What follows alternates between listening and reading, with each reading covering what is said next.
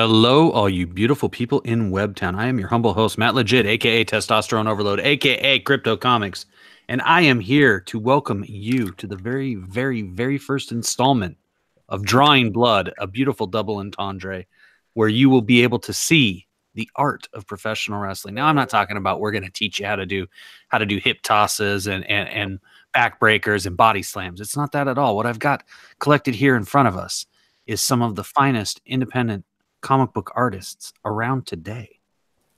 Starting out first, actually I have someone who's not a comic book artist, and that's my boy from Australia. His name is Risey. Oh, howdy, brother. Sorry, I wasn't meant to talk. He hasn't had any beers yet, so he's a little out of it still. Yeah, and I just woke up and I'm still catching up on what I've done.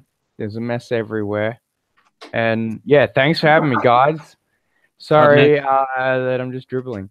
Okay, yeah. Amazing artists on the board. So now be quiet for a minute. Let me introduce the next guy. Next up is the man who came up with this. It's his brainchild. That is P.S. Melter Hayes. Thank you there. And I don't think P.S. Melter is a professional comic book artist, but he's going to draw for fun anyways. Is that accurate, P.S.? Not completely professional yet, no, but I am an artist to an extent. Excellent. Next up from Misfit Corner Comics, it is the one, the only, Andrew Charper. Thanks for having me, guys. Following that, we have from Ignition, Get Tuned In, Todd Mulrooney. Sorry, I can't help myself. Hey, I actually know how to do a few of those moves, so don't make me do them on you. Thank you. Especially you, Manny. And from the 50th state, home of, well, what is it the home of? It's the home of many things. Many things. But for me, I would say that it's the home of Lord Blears. James Blears. Tally-ho. Lord Tally-ho Blair. We have, Aloha, from Good Dog Press, Manny Correa. Is it Korea or Korea? Korea. Oh, okay, great. Thank you for having me here, man. I want to do some wrestling tonight. I'm going to get you, Todd. We are going to do it for sure. Sleepy Todd. After that, we have the man, the writer behind Little Girl Lethal, the hit Indiegogo campaign. The one, the only, Slick Jimmy Love Pump. What's up, babies? Yeah, babies. Yeah. After that, from the hit Underground YouTube comic book show, Fanspeak, it is Chester C. Busby the third. Hey, everybody. We're here to talk about Mean Gene Okerlund. It's going to be great. Wrestling is awesome, and thank you for inviting me. It's going to be great. Absolutely pumped. And to be honest, the last guy that you see here in this stream, I have no idea who it was. He just kind of popped in here. Hang on, I'll do it. We got Argos Creations. Oh my God, Bill, one of the best artists around. Hey, thank you, Testosterone Overload, for having me on here tonight. We're looking to bring some lead to the table. I don't think that's his real voice, folks, but if it is, that's awesome. It's pretty close. I just swallowed a goose ball. They call him Bill the Hammer Hart. It's his real voice. Oh, yeah. So some of these guys aren't artists, but most of them are, and we're just going to talk about wrestling while these guys draw. And what are they going to draw? They're going to draw the legendary, the iconic, the voice of professional wrestling throughout the 70s, 80s, and 90s, Mean Gene Okerlund. And they're going to draw him with any wrestler of their choosing. Now, we might end up getting another artist in here, so we'll kick Slick Jimmy out if that's what happens, because he's the least of the wrestling fans in here. Yes, this is true. But we'll make sure to promote Little Girl Lethal, even if we have to kick her out. Oh, yeah. And so you guys have to draw Mean Gene. The next best thing coming out of Indiegogo. My rules are not as strict as drawn and quartered. So here's what it is you have to draw Mean Gene, but you can draw him with any wrestler of your choosing that Mean Gene would have interviewed during his time in the 70s, 80s, and 90s. And as a bonus, you are allowed to use one color if you choose. Any color of your choosing. One color. Ooh, that's definitely different from my rules, huh? That is a little different than everyone else's rules, but I figure if we're on Drawing Blood, we should at least allow people to add some clarion to the page and maybe something else. Oh, we got John Dillard. Oh my gosh, we have John Dillard. Hey, good morning, guys. Dillard, This top is, pro slayer, father of all Ravens. Mhm. Tell me if Bradley shows up in I will. If he shoots me a message, I will definitely kick you out without telling you and then bring him in. You son of a bitch. You son of a bitch. So John Dillard just joining us. We are going to be drawing Mean Gene Okerlund tonight. And you can draw Nice. him with any professional wrestler of your choosing from the 70s, 80s, or 90s that he would have interviewed. And as a bonus, you're allowed to use one color of your choosing. You get to pick the wrestler, and you get to pick the color if you choose to use a color. Oh my goodness. So are you gentlemen ready? Do you want to take a minute to look up Mean Gene Okerlund and look up a couple wrestlers so you have some photo reference to use? I got to go share this out real quick. Okay. Does So Kevin Hart count? who? Of course he Kevin counts. Hart. Kevin Hart? Yeah, you didn't see the was it Mountain Dew commercial? No, the Never black mind. guy? Yeah, You've he's never talking seen about that the commercial, really? I don't watch a lot of TV. There are a lot of commercials to keep up with. I only watch Fox Mean Business. Gene Okerlund interviewing Kevin Hart, and he's acting like a wrestler. Really? I have not Oh, yeah, seen it's that. awesome. That's amazing. Yeah, that's awesome. So is that like the last thing Gene did? Or is it from like a few years ago or something? No, this is in the last 12 months. Oh, wow. No, I cut the cord, 10 years ago and never looked back. Though I do still watch Fox Business and Fox News. And I'm addicted to Oak Island. The mystery of Oak Island gets me so much. Oh my god! You like that one, huh? Dude, it's like 1 step forward and 3 steps back. All you got to do is fast forward to the last 15 minutes of the friggin' They show. found, hey, we found a penny. It's like, oh god, you're just waiting and waiting and waiting. Oh, we found a new trinket. Now, for all of you listening, typically on Drawn and Quartered and Drawn and Quartered Fan Edition and Drawn and Tortured, which is the show they do on the Needle Movers Society where people who cannot draw at all draw a picture, they always give out the winning drawing. You watching, you're going to get to vote on what the best Mean Gene is here tonight. But, if these guys are willing to, I would be happy since this is the very first edition of Drawing Blood. I'm happy to give away all of them, but of course, I'm not paying for the shipping. So it's up to these beautiful artists here if they're willing to ship these out to everyone here tonight. What do you guys think? Should we do that? Is that fair? Is that more than fair? I think we should make him do it and not even ask. Well, I mean, it's all on them. It's their $5 to ship it, right? Well, it's just a click for me. Oh, yes. See, how many? Everyone's drawing digital except for PS Melter? I guess so. I'm drawing it. No, Misfit is too. Andrew. Nah, I'm drawing traditional too. Yeah, I'm good. going So old you school. guys can just email it to them. That's really great. Even better. Oh yeah, we're giving them out, man. There's no doubts about it. And so, are you gentlemen ready? How long do we have? Is anyone not ready? Does anyone need another minute to look up a picture of Gene Okerlund and the wrestler they're going to choose? Just one more minute. I will share this. How much time do we have? How much time? Do you guys think 2 hours is fair? Yep. Is that too much time? You have No, I think 15 minutes to complete the drawing. That's enough. That's enough for us, except for Todd. 2 hours? Are we going to go 2? Is that what's going to make it happen here tonight? I think don't know so, if you're dude. toast. That seems to be a good time. That's what we usually do on the Drawn and Quartered, and it works out pretty well, I think. Yeah, I think so too. Okay, so we're going to do 2 hours. So here we go. Are you gentlemen ready? Mm-hmm. Okay.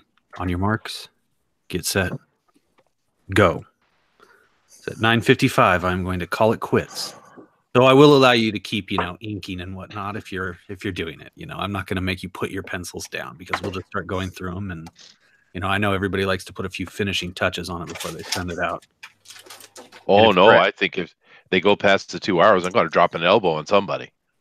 Oh, yeah, brother. See, that's the thing is, we could put a flower pot in the corner of the ring. Drop a big elbow and win a match. Yeah, Hulk Hogan, did you hear that? But with the flower pot, the pizzazz factor would be lacking. So I have Chester Busby. So what got you into wrestling? Like, let's just start with you, Risey. What was it? Me, I was just walking down the street once and went to the video store and found a bunch of came into the sports section and found wrestling tapes. Never actually seen them before in my life, and then put it in, and I was like, it completely changed my life. I'm like, I said one of the first things that I can remember in the memory was when Kane walked down and ripped the cell door off of the Hell in a Cell match and just walked in. I was like, this is the coolest damn thing around.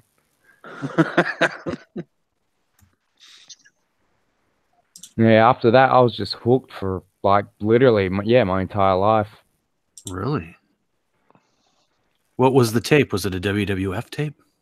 Oh yeah. Sorry, I should have clarified that. Yeah, WWF. I don't remember what pay-per-view it was. I should do, but I've drank and smoked and partied too much and killed a lot of memory cells. So, but I blame Kane. Yeah, it's always good to save. Okay. Andrew Charper from Misfit Corner Comics. Do you have any experiences with professional wrestling? Very little. Very little. Okay. Yes. He's just here to draw. I'm aware that it exists. Well, I'm glad about that. Well, wow, that's awesome. What a great endorsement. Unfortunately, I didn't know that until me and Andrew talked earlier. I was like, well, if you don't, you can still come if you want to, Andrew, but you better know how to draw Mean Gene or else. Well, when he sent me the information, he first said, hey, we're going to do this drawing quarter style type show. And I'm like, all right, I'm in. And then he said, it's about wrestling. I went, oh, well, I can draw. Yeah, you didn't tell me that in the DM. Yeah, well. Avery was getting on me. He says, dude, you need to answer your DMs when people send you stuff. And I'm like, I know. I forget sometimes. Now, Todd Mulrooney from Ignition, get tuned in. Now, you seem like the kind of guy that would have some experience watching professional wrestling. Yeah, through my youth and into maybe my early teens, I watched a lot of wrestling. And what kind of wrestling were you watching? WWF, AWA, WCW? I was lucky, because my father lived in Florida, so I would get to watch the sort of TBS wrestling and some Florida Championship Wrestling. Is what they called it on Gordon Soley's network there in Florida. Yes. It's sort of, I think they had a Southwest wrestling, but this was the height of wrestling as far as like there was so much competition, regional wars that were going on. So this would have been like Eddie Graham and Mike Graham's promotion with Dusty Rhodes? Oh, yes, definitely. Yeah, really good stuff. I mean, where they would bleed on TV and stuff like that. It was crazy. And, of course, living in Massachusetts, I got to see all the WWF wrestling. And, even when they used to do it from memory, they used to do it from Madison Square Garden. Mm-hmm. Oh, yeah. In the very beginning. So, yeah, I had a lot of exposure to it as far as just Saturday mornings. What was let me see, there was Mutual Hope Omaha was on right after it. You guys remember that? Do you remember that? Oh yeah.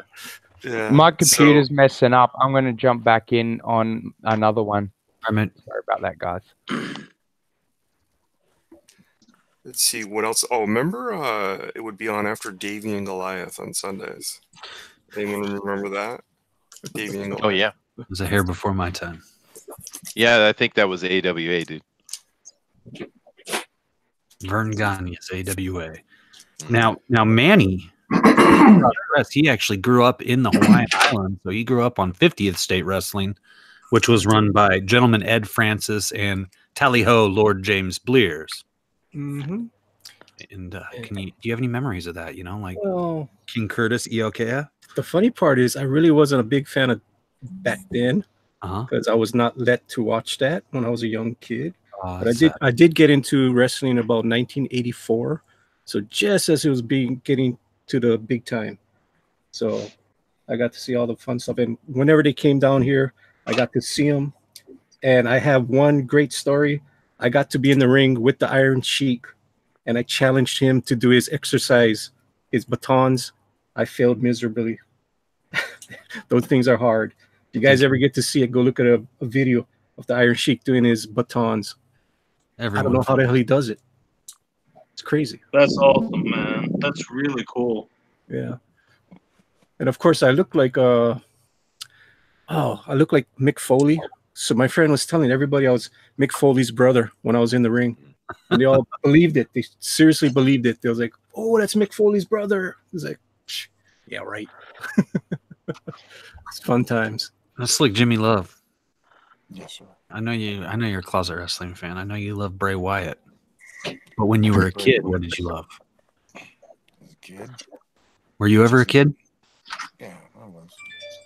I used to watch AWA on Saturday mornings on channel, what was it, channel 20. It was a UHF channel. And you'd have Hulk Hogan and Jesse the Body Ventura, the Iron Sheik. There was, I can't remember the name of the Russian dude at the time, but there was a Russian guy that was like I can't remember his name. Nikolai Volkov. Nikolai Volkov, that's him. And they were pretty crazy. They were funny. They'd stand in front of a brick wall and do their interviews and yell at each other.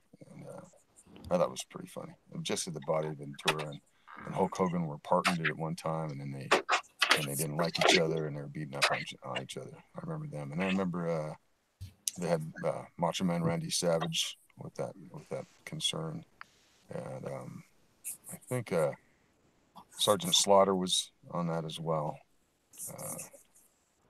I'm blanking on anybody else right now, but yeah, I watched it as a kid, and then we beat up on each other a little bit, as young boys do, trying to emulate these big, brutish fellows.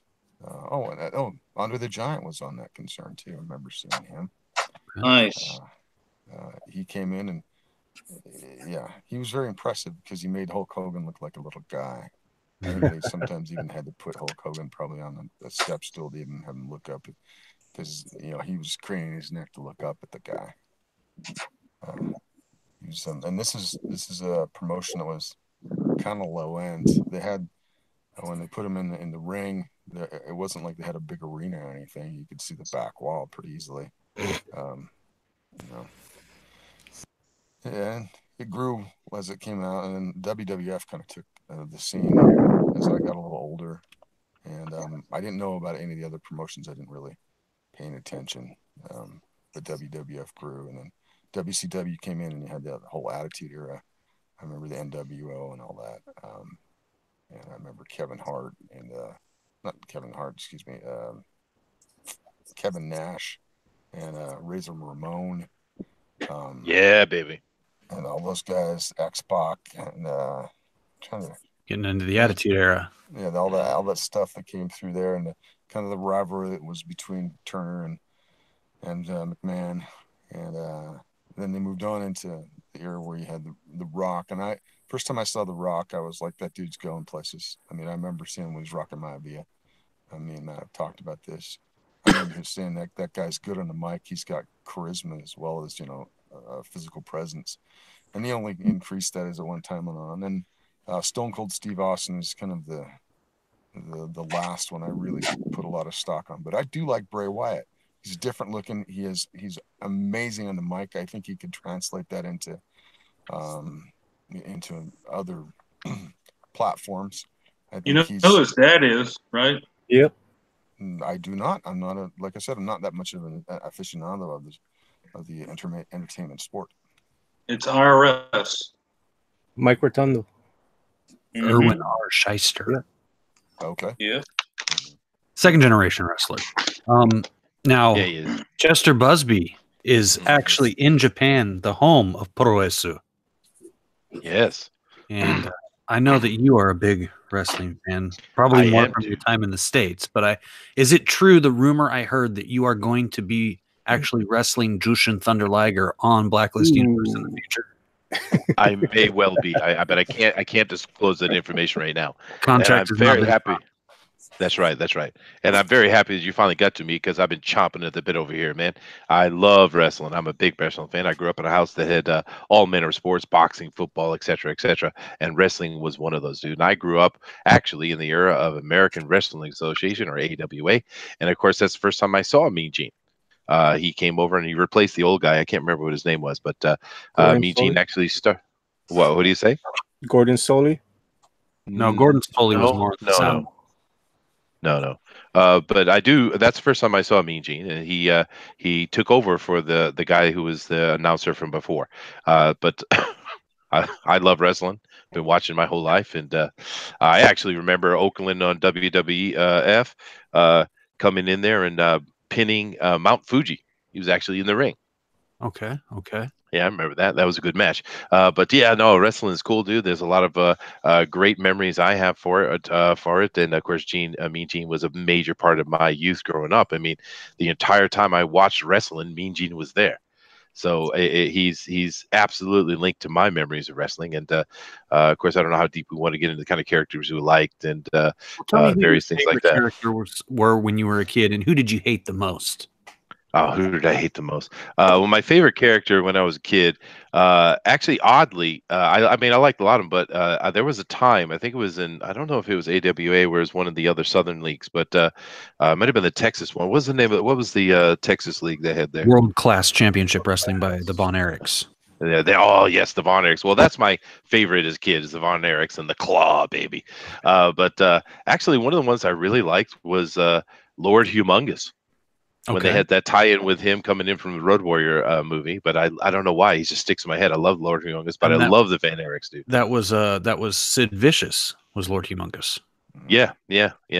But it was that just sticks in my head. But the Von Erichs in that era, in the 70s and coming into the 80s and stuff, those guys were everything, right? And I do believe one of those guys, the Dingo Warrior, didn't he become Ultimate Warrior, or wasn't there some kind of like switch over or something like that? Yeah, Jim Hellwig was the Dingo Warrior down in World Class in the Texas area, Dallas area. And got called up to the WWF and became the indelible Ultimate Warrior. Yes, the Ultimate Warrior. What a great character they brought in with him, man. And I know that you had mentioned that when you first time you saw Rock, you knew he'd be something. I get it, because he was great on the mic, but damn, that costume sucked, dude. The Rock's first costume was horrible, man. It was horrible. That was brilliant. Yeah. But of course, going into the future, Cold Soul Steve Austin, just absolutely awesome. Bray Wyatt, I do love. But to be honest with you, over the years, one of my favorite characters that I just have nothing but love for, of course, is my brain just left me. Mankind, of course. Foley. I love Foley. Foley equals God. I love yeah, Foley. I love Mick Foley. And I've actually met Mick Foley. Did you ever see his stand-up on the W Network? I think he did an hour stand-up once. It was actually bloody hilarious. No, I haven't, but I bet you it would be. He's a real funny guy. I've actually met Mick Foley in my life. I've actually stood next to Andre the Giant. I've seen the Blue Blaze. I've met a whole bunch of wrestlers. I was real lucky because I lived up in New England, and my uncle and my grandfather would, before he died, they'd take me over to see the wrestling all the time. My dad didn't care much for wrestling, but my extended family did. So I actually got to see a lot of stuff, Madison Square Garden as well. Yes, I could talk all day. I'm not going to, but I love wrestling, and I've watched it my whole life. Now, before I get to Bill the Hitman Hart from Argos Comics, I do want to ask, what was everyone's favorite version of Mick Foley? Was it Cactus Jack, Mankind, Dude Love, or Mick Foley himself? Cactus Jack, dude. Cactus Jack. Yeah, Cactus. I'll go with Cactus. I'm a Dude Love guy myself. So no, I'm a Mankind from the Rock and Sock Connection. That's my guy. Oh yeah. The dozens and the dozens of the Mankind fans. That's you. Okay. Now, Bill the Hitman Hart from Argos Comics. What about you? Did you grow up on professional wrestling? Oh yeah, man. I remember really Rocky 3, that Mr. T and Hulk. Yeah, Mr. T and Hulk Hogan, man. The ultimate male. That was crazy. I mean, that's what brought it to, to everybody. It just blew up from there. and that's when I started getting into it. And you know, I loved Hulk Hogan. I liked Ricky the Dragon Steamboat. Oh yeah. I liked Jimmy Superfly Snuka. You know, Coco Beware, the Junkyard Dog. That was the era that I was into. I was able to go to one match at the old McNichols Sports Arena, and it was Hulk Hogan and Terry Funk were the headliners, but they also had Ricky the Dragon Steamboat, and against I can't remember who his nemesis was at the time. Man, the guy's no, it was just before Macho Man came on the scene, but it was kind of an Islander sort of motif. The guy's name started with an M. Pulling a blank, but those were the two. I really wanted to see Ricky the Dragon Steamboat go, and he won. And this was just before the first WrestleMania. And somewhere I was looking for it today, but I couldn't find it. But I've got the old promotional program for all the bills for the fights on that first WrestleMania. That magazine's sitting in here somewhere. And but yeah, I mean it was good times, man. But I followed wrestling for a while. The Ultimate Warrior, I thought was pretty awesome. And then Roddy Piper was always the villain, and it was like him and Bobby the Brain Heenan were two of the bad guys. And then oh man, who's that scrawny little dude with the mullet? And he was the manager, and he always the Mouth of the South, Jimmy Hart.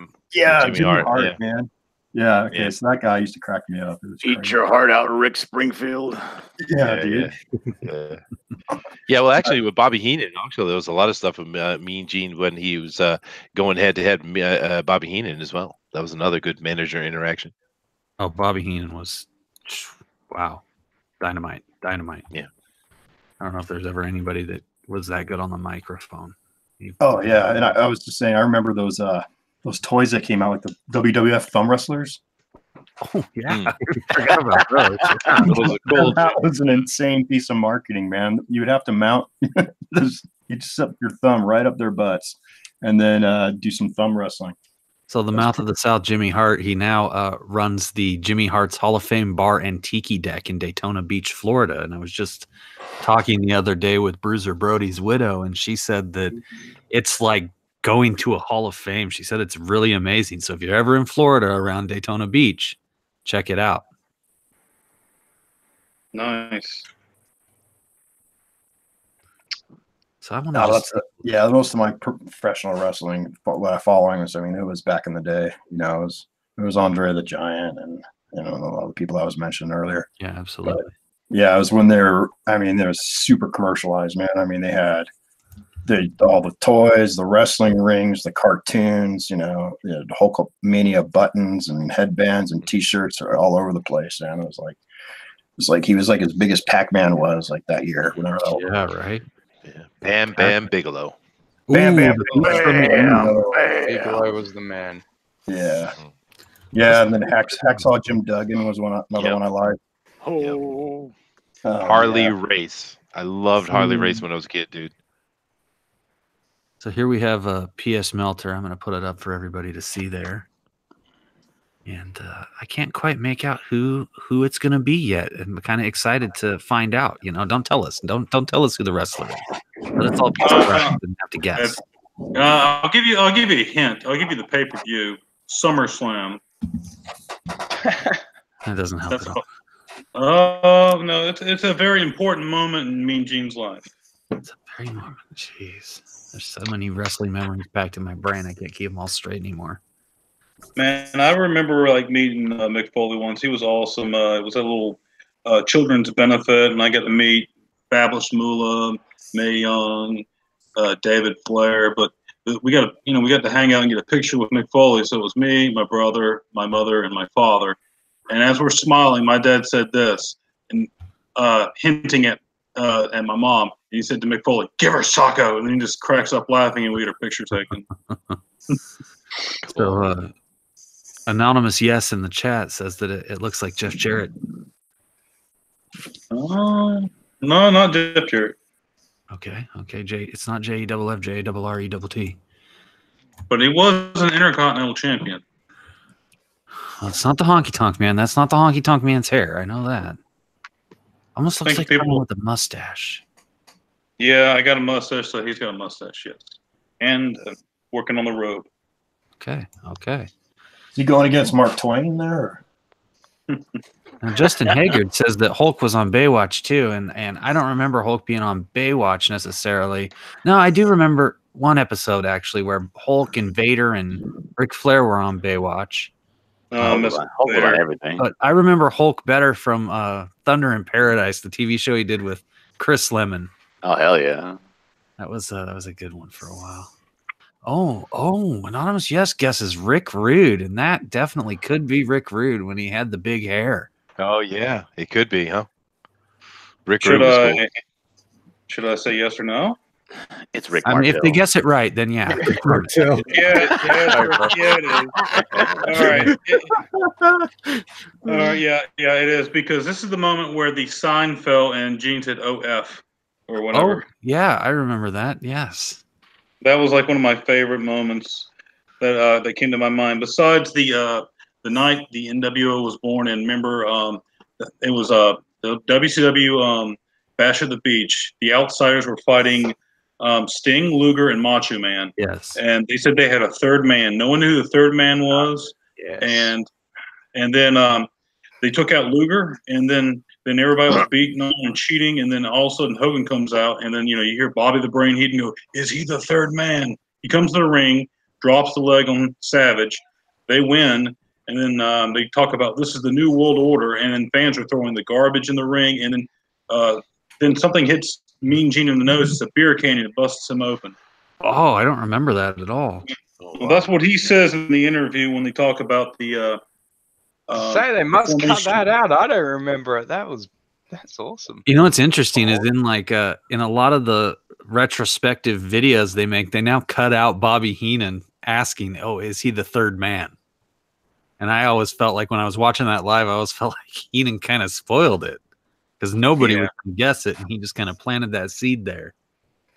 But speaking of Rick Rude, what I'd like to have right now is for all you fat, ugly, inner city sweat hogs to keep the noise down while I take my robe off and show the ladies what a real man looks like. Yep. Yeah. Rick Rude. Ravishing Rick Rude, man. The only guy that would actually have his tights with your face or your woman's face on his where his crotch area is. So Manny, I just wanted to let you know, by the way, that Joshua Hughes does he has a wrench in here, even though he's God. a wrench. Why? For a while until you tell me to take it away. Well, what you need to do, Overlord, is take it away. Give me a wrench so I can go swat him. You have a wrench. Oh, there you go. Take his away, and I shall swat him immediately. No, don't do it. He's going after Josh. Hey, brother Joshua. Now here we have Andrew Charper drawing Mean Gene Okerlund. Andrew Charper's from Misfit Corner Comics. If you're into comics, then you should go subscribe to him. You should really go subscribe to all these people. And also subscribe to Booster Kiwi because we're trying to get him to 1,000 subs with no videos uploaded. Yes. Yep. And obviously we have no clue. We have no clue who Andrew is going to include with Mean Gene right here. He's already finished with the inks. This is impressively fast. Very impressive. I've got an idea. So okay, now tell me about the fingerless gloves. Damn. This is just to keep me from smearing the pencils. Okay. Yeah, I hate to say it. I was hoping for a long story, but nope. It's just simple. Well, I like them. They remind me of Gambit, especially how you got like a couple fingers left on it. Well, this one just has the pinky fingers. That's the one that touches the just the pink means you're gay, right? Or is that still could be? I can't remember how that went in the 80s. Do you have fingernail polish on underneath that? No, I don't think so. Okay. Do you want some? You can borrow mine. John Dillard is very clearly this is the Ultimate Warrior with his back turned, flexing. I love that. I used to love that for the promos when the wrestlers just turn their back and start flexing their back and doing all their stupid moves. And then Mean Gene would do the little outro as they're back there making a ruckus. This is great. Very nice, John. Very nice. Todd Mulrooney from Ignition, get tuned in. I mean, is this... Now, this could be Hulk Hogan, brother. This could be Hulk Hogan. It could be handsome Jimmy Valiant, though. I can't tell quite yet. Well, you know, I'm pretty sure it's Hulk Hogan, and I would be better instead of using the imitator. You should use Billy Graham because that's where he came from. You know. True. Oh yeah, remember how when he like sort of disappeared for a while and then came back, and he was like, I had been to the mountaintop, and you know he like acted like he'd come back from Tibet. It was sort of supernatural, and you guys remember that? Yeah, then he hurt himself in a damn ring. They had to have a hip surgery. Okay. Remember that? But that's what happened. I mean, they had a real big buildup, and then he was too old, and he got hurt. Yeah. Now, where did Hulk get the Hulk up from? Do you guys know? Remember when he'd Hulk up, and start shaking his arms, and he'd do the point, and wag his finger at the guy? Where did it come from? Do you guys know? I know. It was brilliant. I know that. Okay. Well, he stole it from Jerry Lawler. Oh, really? Yes. And Jerry Lawler, he stole it from Jackie Fargo. But where did Jackie Fargo steal it from is the question. Wow, we're getting deep now, dude. Jackie Fargo stole Scarpa? Lou Scarpa? Nope. Jackie Fargo stole it from Popeye. Really? So, a can of spinach started it all. That's interesting, dude. Yeah, but it was brilliant, though. That was what made him, I think. Those kind of he could really grab the attention of the crowd. Hulk was amazing at that. Yeah. So now Manny from Good Dog Press, who you should also subscribe to if you love comic books.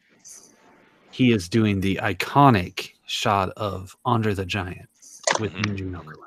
This is when Andre was still a nice guy in the AWA. So that's why Mean Gene has a little bit more hair. So we're getting a good cross section here. Now let's go down to Bill the Hitman Hart from Argos Comics. No clue yet. No clue, huh? I don't know. It could be the original Sheik from Toronto. It could be Shawn Michaels, maybe. The Heartbreak Kid. Super Kick Nasser. Sorry, I had to just get that one out. Nasser's not in here. He doesn't give a crap. You guys can't have wrestling when Nasser was born. Like, it was already done. Yeah, it was. Let me see. Is that Jack Briscoe?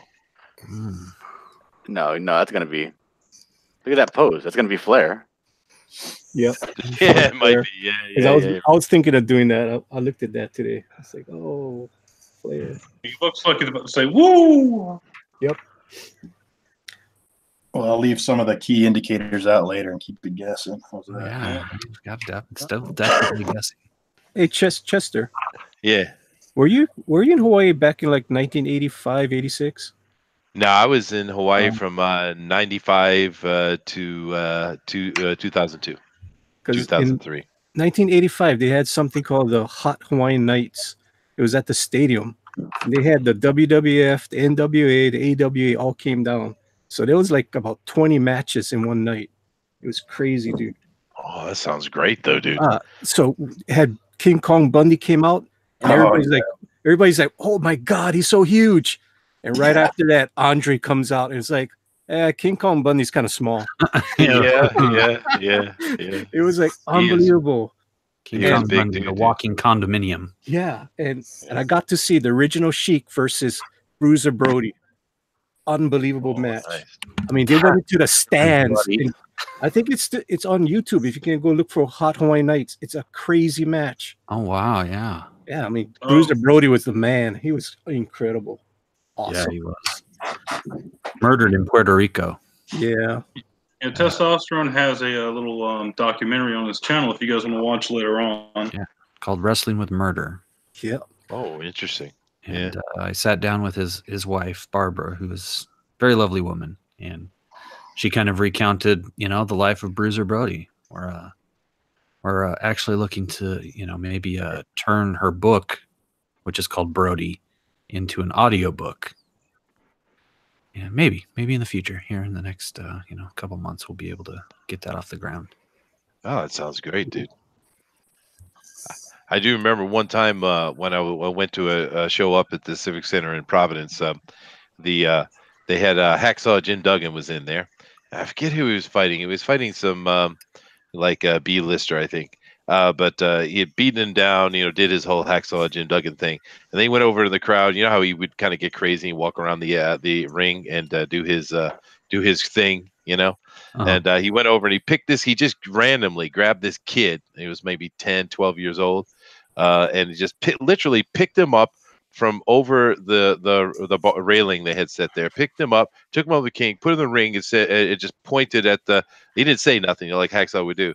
He pointed at the guy in the ring with him, and he just would, do the motion of slap him with your hand. He kept pointing the kid. The kid didn't know what to do, and then Hacksaw just went over and smashed the guy right in the face. He just pointed at the kid, and the kid actually went over and stomped him in the chest with his foot. I thought it was poor guy. E. Ortiz in the chat says, "Yeah, we kill all sorts of people in Puerto Rico." Oh my, Jimmy. We got the General John Wallace in here. He has wrestled many men in his private life. Okay. You don't know? Do you know the General Reverend John N. Wallace, Chester? I have not had the honor of meeting him yet. Hello, you got to talk to John one day. He is bloody great. You want to wait until after 11 p.m., after the children are in bed. Yes. Yeah. Put the kids to bed. See, I only know him from Twitter, where he's known as the depraved bisexual John Wallace. Yes, the Reverend General John N. Wallace is a depraved bisexual. That's true. Yeah, we did talk about that in John's stream. Yeah, that's right, Jimmy. But hey, dude, you can come on over our channel and liven it up some if you'd like. Yeah. There you go, John. You got the invite. Go like Fan Speak with Chester Busby. Someone will drop the link here any minute, I'm sure. Oh yeah, sure, I'll do that. And Chester, would you mind creating? You are so good at creating the straw poll for everyone to vote in. Yeah, sure. And I know you'll come up with some very good wrestling names for all these guys. Yes, and I will also make sure that I am extremely PG-13. Yeah, that's absolutely fine. I figured we would keep drawing blood PG-13. Over on Crypto Comics, we tend to get a hard R at times. We entered the Tingleverse this last week. Oh my! I don't know if you guys know Chuck Tingler, but he's a writer of many types of books, but predominantly it's gay dinosaur erotica. Ooh, what? What? We'll be releasing that stream here very soon. That's a rabbit hole that spirals very far down. So if you ever want to tingle your taint, go find Chuck Tingle. Ooh. Yeah. Yeah, I saw that live. So let's take a look here at what everybody's up to. P.S. Dave Meltzer. No, I mean P.S. Melter, excuse me. Is going slow. Taking his time. A very cartoonish style. I like it, actually. Yeah, I like to do a little cartoony. It's a funny moment. Why not make it cartoony? Yeah, no, it's good. It's good. I like it. I like that you have this old school Intercontinental title too. That's nice. Yeah, I'm just looking at the old picture. It's him. Well, I wish I had enough room and time. Bobby Heenan was in it, but there's only enough room for two people. And I love Bobby. Well, if you have the time, you're welcome to add him. You can do whatever you want. Yeah, I'll just put him in the weasel suit jumping out somewhere. Yeah. Running out. Oh, yeah. Does anybody remember that? The old weasel suit? Yeah, definitely. Now we have... Yeah. Oh, look at this. I think that's Terrible Ted, the wrestling bear that Mean Gene's trying to get an interview with. I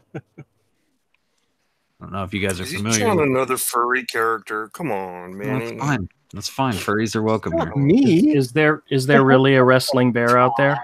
Oh, Terrible Ted. Yeah, the wrestling bear was very famous. Yeah, he traveled around. He'd mainly wrestle as trainer, but every once in a while, a promoter would dupe a wrestler into getting in the ring with Terrible Ted. And Terrible Ted would, of course, have a muzzle on. But you had to be careful not to stick your finger in the holes in the muzzle because he would bite your finger off. Did that ever happen? That would be fabulous if it ever happened. That happened, you know. Oh, wow. Fabulous Moolah tells a story that didn't have anything to do with a wrestling bear, but she a real bear where she was riding with some boys when she was, you know, still new in the business, and she fell asleep in the back seat. And when she woke up, the car was pulled over, and these two wrestlers have a wild bear outside the car, and they've got their hand out the window. And they're pouring beer into the bear's mouth, and this bear is drinking this beer, and they're just giggling and laughing in the front seat.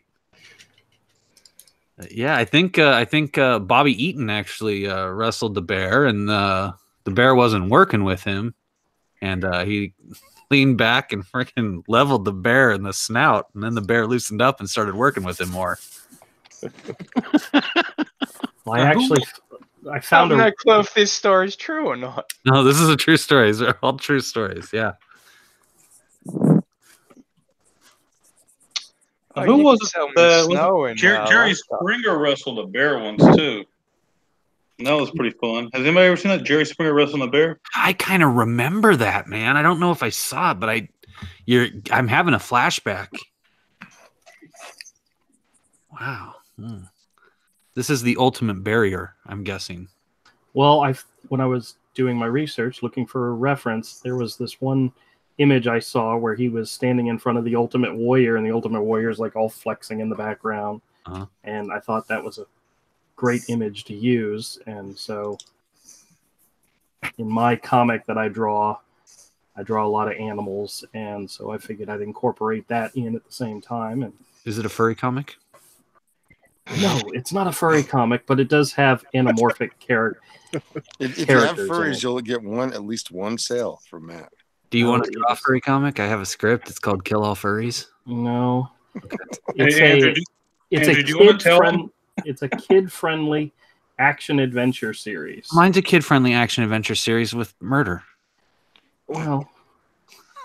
Hey, Andrew, do you want to tell him about what happened earlier with the furry guy? Yeah, I do a live stream Monday, Wednesday, and Fridays at 7:30 Eastern time. Yeah, and every now and then we'll get a few people come on, and this is on Misfit Corner Comics on YouTube. Yep, that's where we're at. And some guy came on. I've never seen him before, and he started asking questions about furries, and he requested a sketch of me. And luckily, YouTube was kind enough to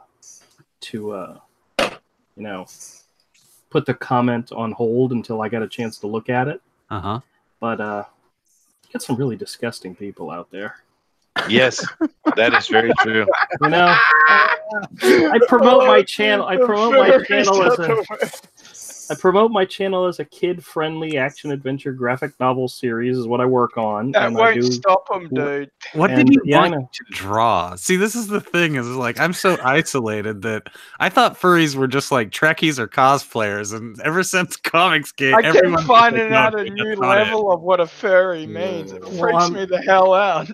Trying hard not to say exactly what he said, but he used the words large, penis, and furry all in the same sentence. Oh, and I'm like, no. What kind of animal, just out of curiosity? There was no specific animal. I think the penis part was the main part. That was the focal point of the art. Of the request, yes. Amazing. Which is really, really weird because I don't think I've ever drawn anything like that on any of my streams. So to have the balls to go onto somebody's stream you've never heard of, you've never met, and ask them to draw something like that, that's damn. But, damn. Yeah, it was fun. On a lighter note, I see Penny Hamill Hadfield, who is a very big Portland wrestling fan, remembers a story from Roddy Piper, and I'm hoping she's going to type it for us in the chat so that I can relate it. Oh, that's cool. Yeah, General John Wallace is claiming that he is the Divas champion. I don't doubt it. I don't doubt it. Ooh, I think I'm going to call Manny the Diva champion. That's what I'm going to do. Let's see what's going Chester on. is so freaking biased against me. I know. I love you, dude. What do you talk about? Nothing but love. You biased bastard.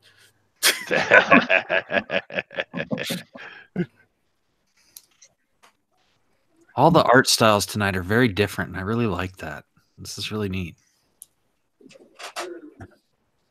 Now, if you happen to be watching this right now, please just lean your mouse over and give that little thumbs up a click. And if you really feel like it, you're welcome to click the share button too. That really goes a long way. But we will definitely take as many likes as we can get. Those thumbs up, you know, they help big time. This is a great Mean Gene too. Man, you guys are all just doing a great job. I wish I could draw. Yeah, I know how you feel, man. I kept the straw poll. I just finished it, but I kept the straw poll very straight, honorific of honoring wrestling. I kept that. I didn't do any kind of goofy, you know, taking the piss type stuff. Oh, good, good, good.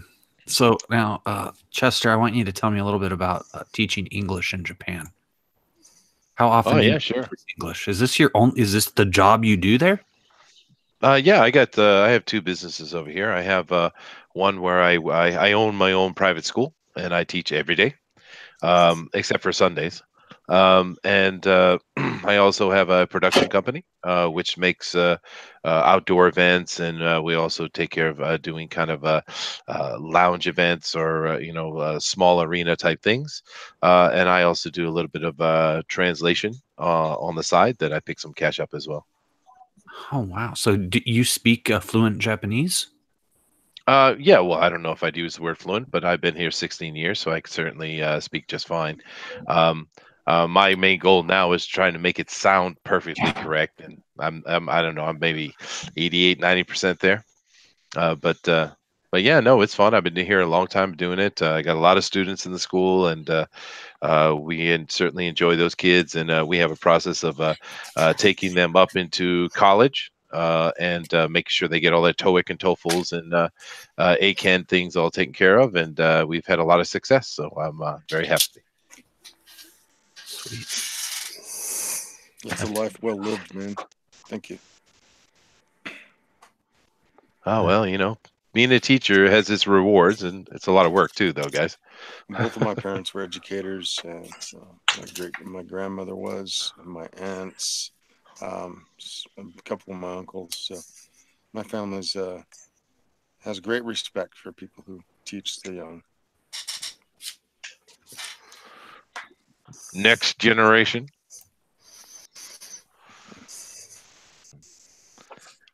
I've had some friends who have suggested to me a few times that I should, you know, because I have a desire to live in Japan for a year just to, you know, just to get that experience. And, it's, you know, the one country, if I could only visit one other country, it would definitely be Japan. And, oh, well, they do have the ALT program over here, which you could come. I think it's 2 years, not one. But they have the ALT program, and you come over and you work with the regional offices, and they send you over to elementary schools and junior highs, and you assist the teacher and create kind of like a little lesson you do with the kids. That's one way to do it. And then what kind of money do you have saved up to do that? Well, if you do the ALT program, they'll actually pay you about $25,000 a month, I think. So you know, if you want to live a better life, I guess you probably want to bring some with you. But it's not. You could do quite well with 25,000, I guess, especially if you're by yourself. How much is that in U.S. dollars? Well, I'm already translating it into U.S. dollars. You mean 2,500? Yeah, 2,500. I meant annually. 2,500 a month. Yeah.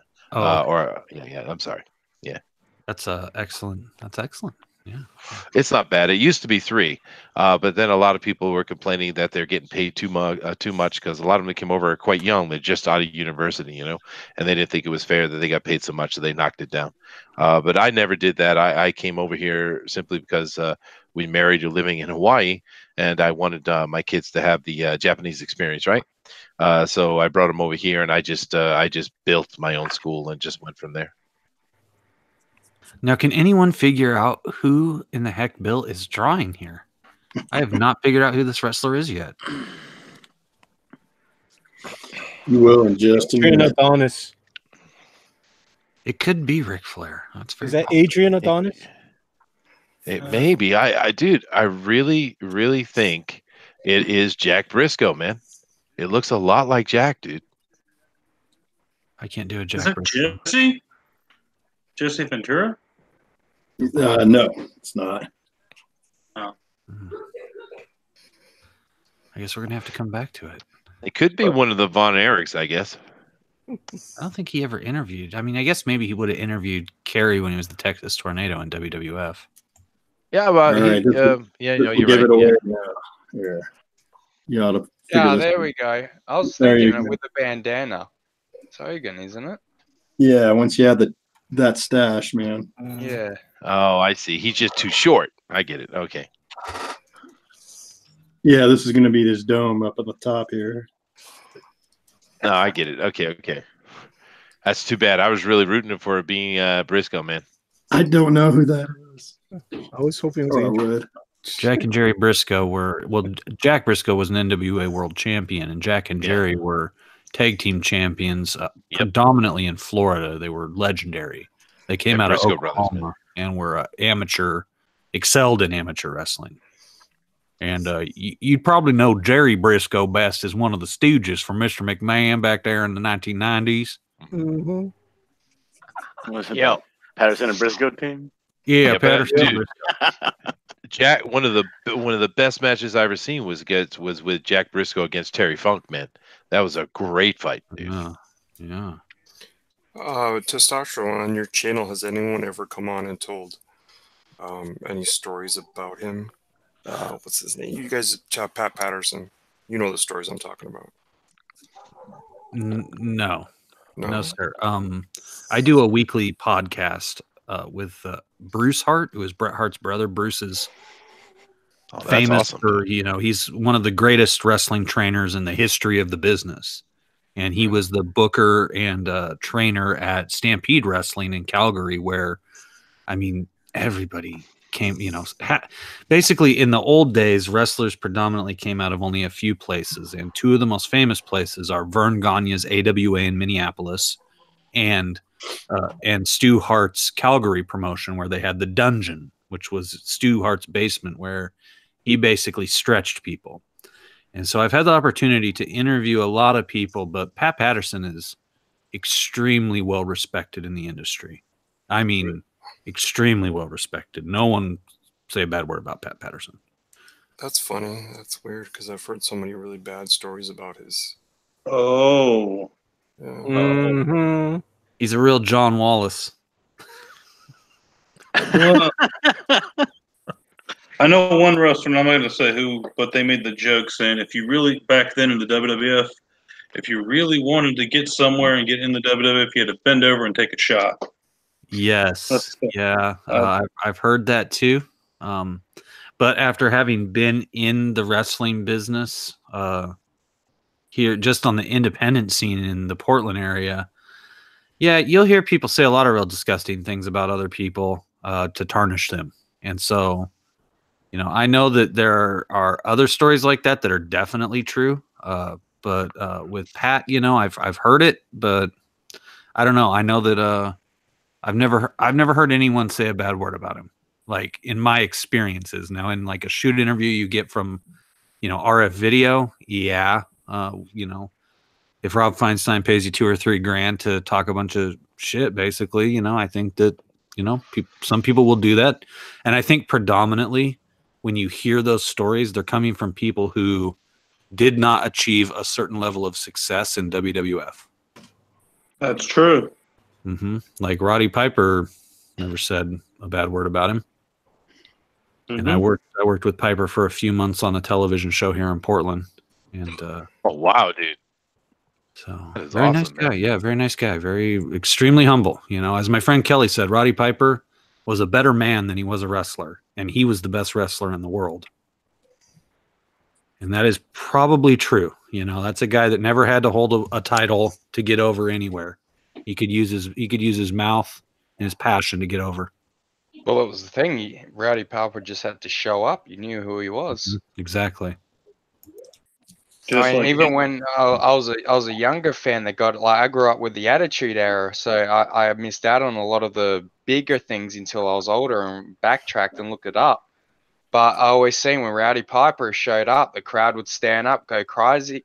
I'm like, this guy is obviously a crazy dude. Everyone should get behind him, you know. You want to know something strange? Of all the wrestlers and all the things I've done, I'm not a big wrestling fan like y'all. In the same way, I'm kind of a dilettante that way. But when Roddy Piper died, there was something about him that I didn't mention him in my when I rounded up things, but he's the only one I've ever actually bought a T-shirt, like a wrestling T-shirt. I bought a Roddy Piper, the hot rod one. Yeah, of course. Yeah, the hot rod was cool, man. And it's the only one that I've ever. I liked him, and I thought I should give him a tribute, and I still have that in my drawer.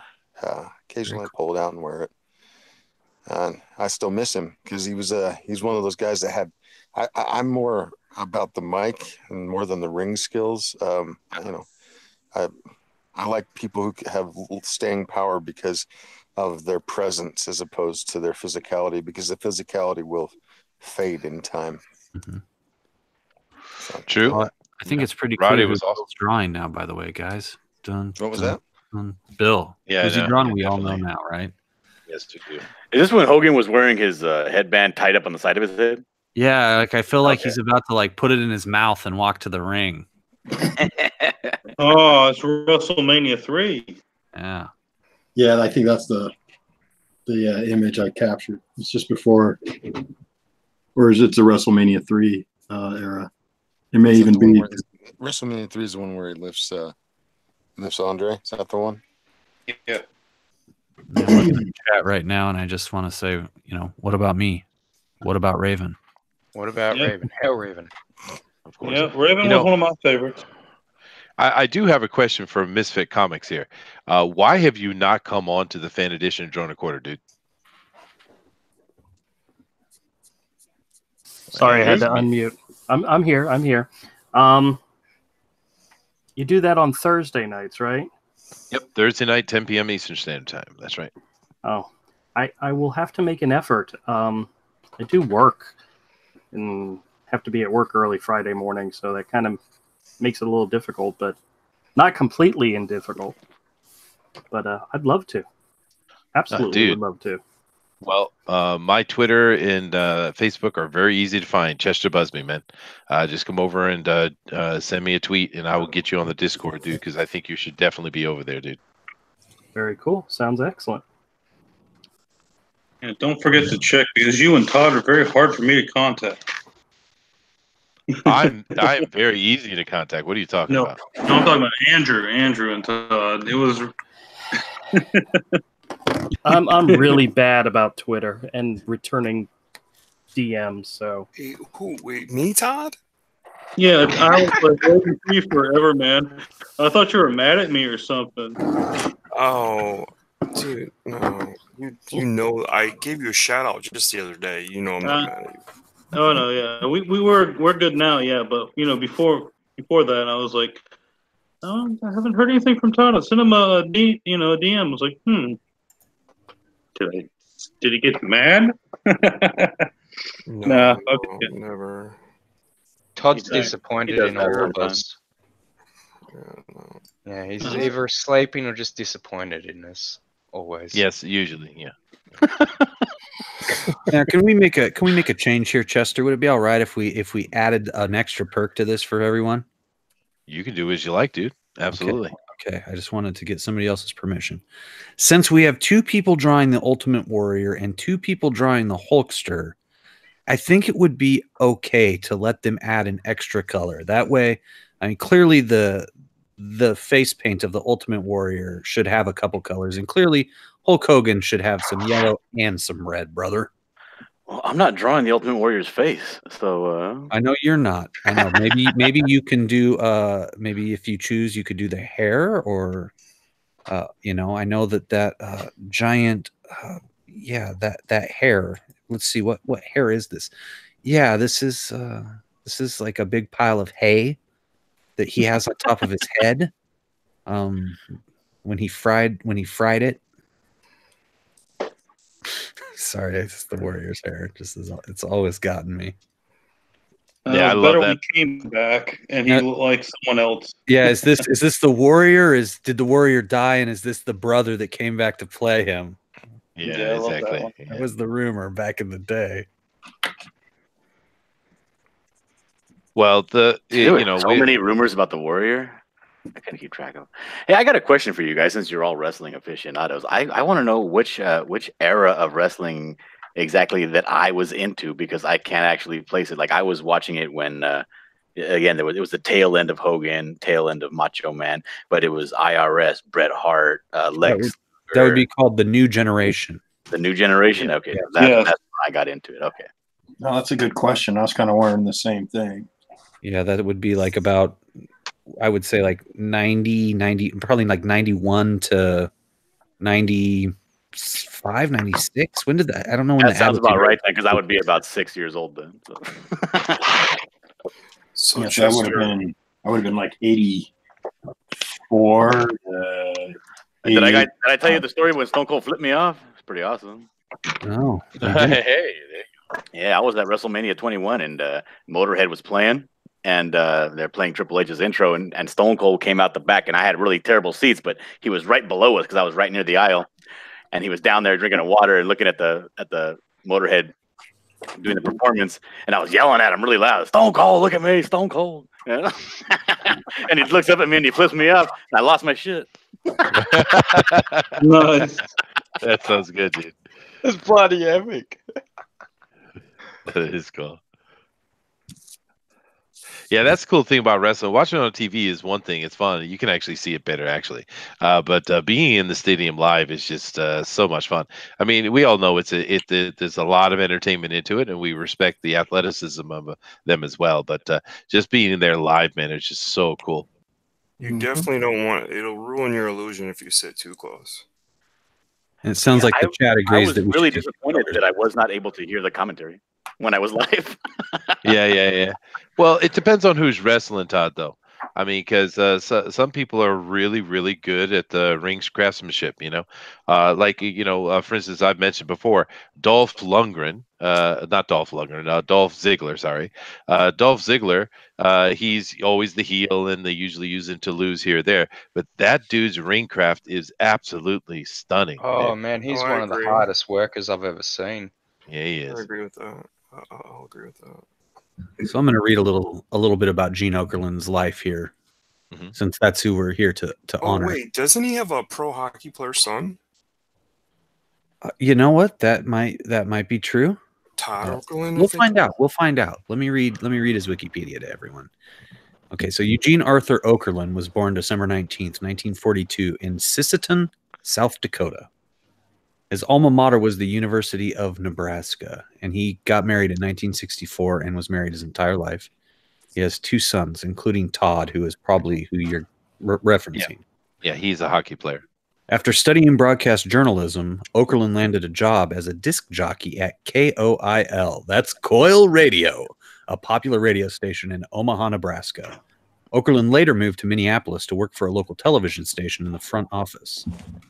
Okerlund left the radio industry for a position in the American Wrestling Association promoted by Vern Gagne in 1970, where he occasionally filled in for Alien Ring announcer and interviewer Marty O'Neill, eventually becoming O'Neill's permanent replacement by the end of the decade, which is probably what you were remembering, Chester. Yeah, it must have been, yeah. He stayed with the AWA until the end of 1983, when he was one of many AWA personnel to join the expanding World Wrestling Federation. He stayed with the WWF for 9 years as their top interviewer and was host of such WWF shows as All-American Wrestling and Tuesday Night Titans. In 1984, Okerlund and Hulk Hogan faced Mr. Fuji and George the Animal Steel in Minneapolis. Yeah. He was supposed to stay on the apron and let Hogan fight, but when Hogan gave him a high five, the referee mistook it for a tag. Okerlund had to go in, but before his opponent touched him, he quickly got out of the way and tagged Hogan back in.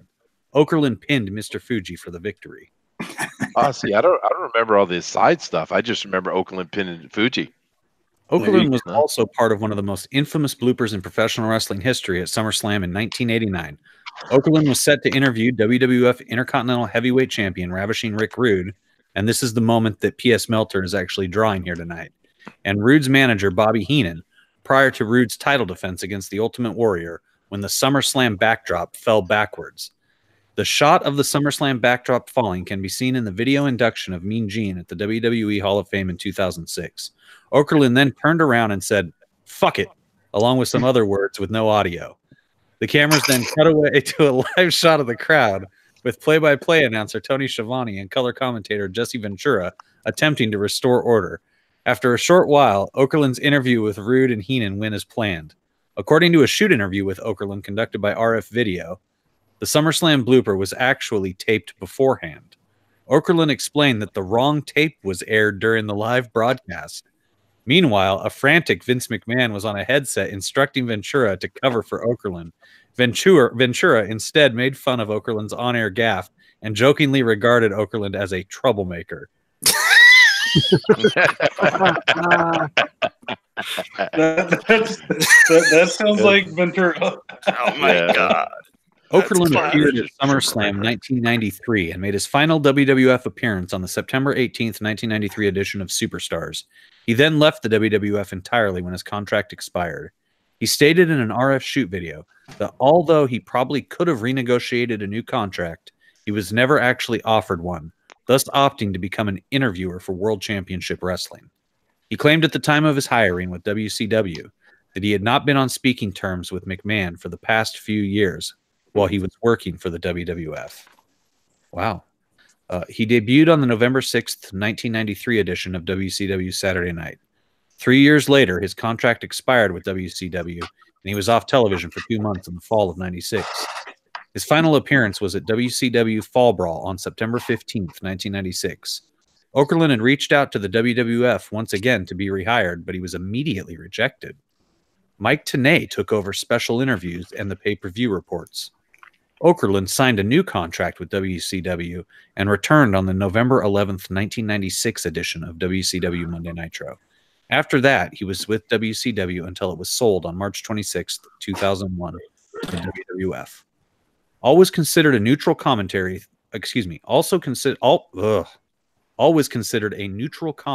throughout his career. He was given a dirty old man gimmick by Vince Russo in WCW, where he would stare at the breasts of the women he interviewed and make inappropriate, lustful comments toward WCW interviewer Pamela Paulshock. Okerlund wrestled twice in WCW. The first was in mid-2000 when he and Buff Bagwell faced Chris Kanyon and fellow announcer Mark Madden, with Bagwell and Okerlund winning. However, Madden wanted Okerlund back in the ring the next week in a one-on-one matchup. The two did wrestle again, and Okerlund won the match with the assistance of Pamela Paulshock.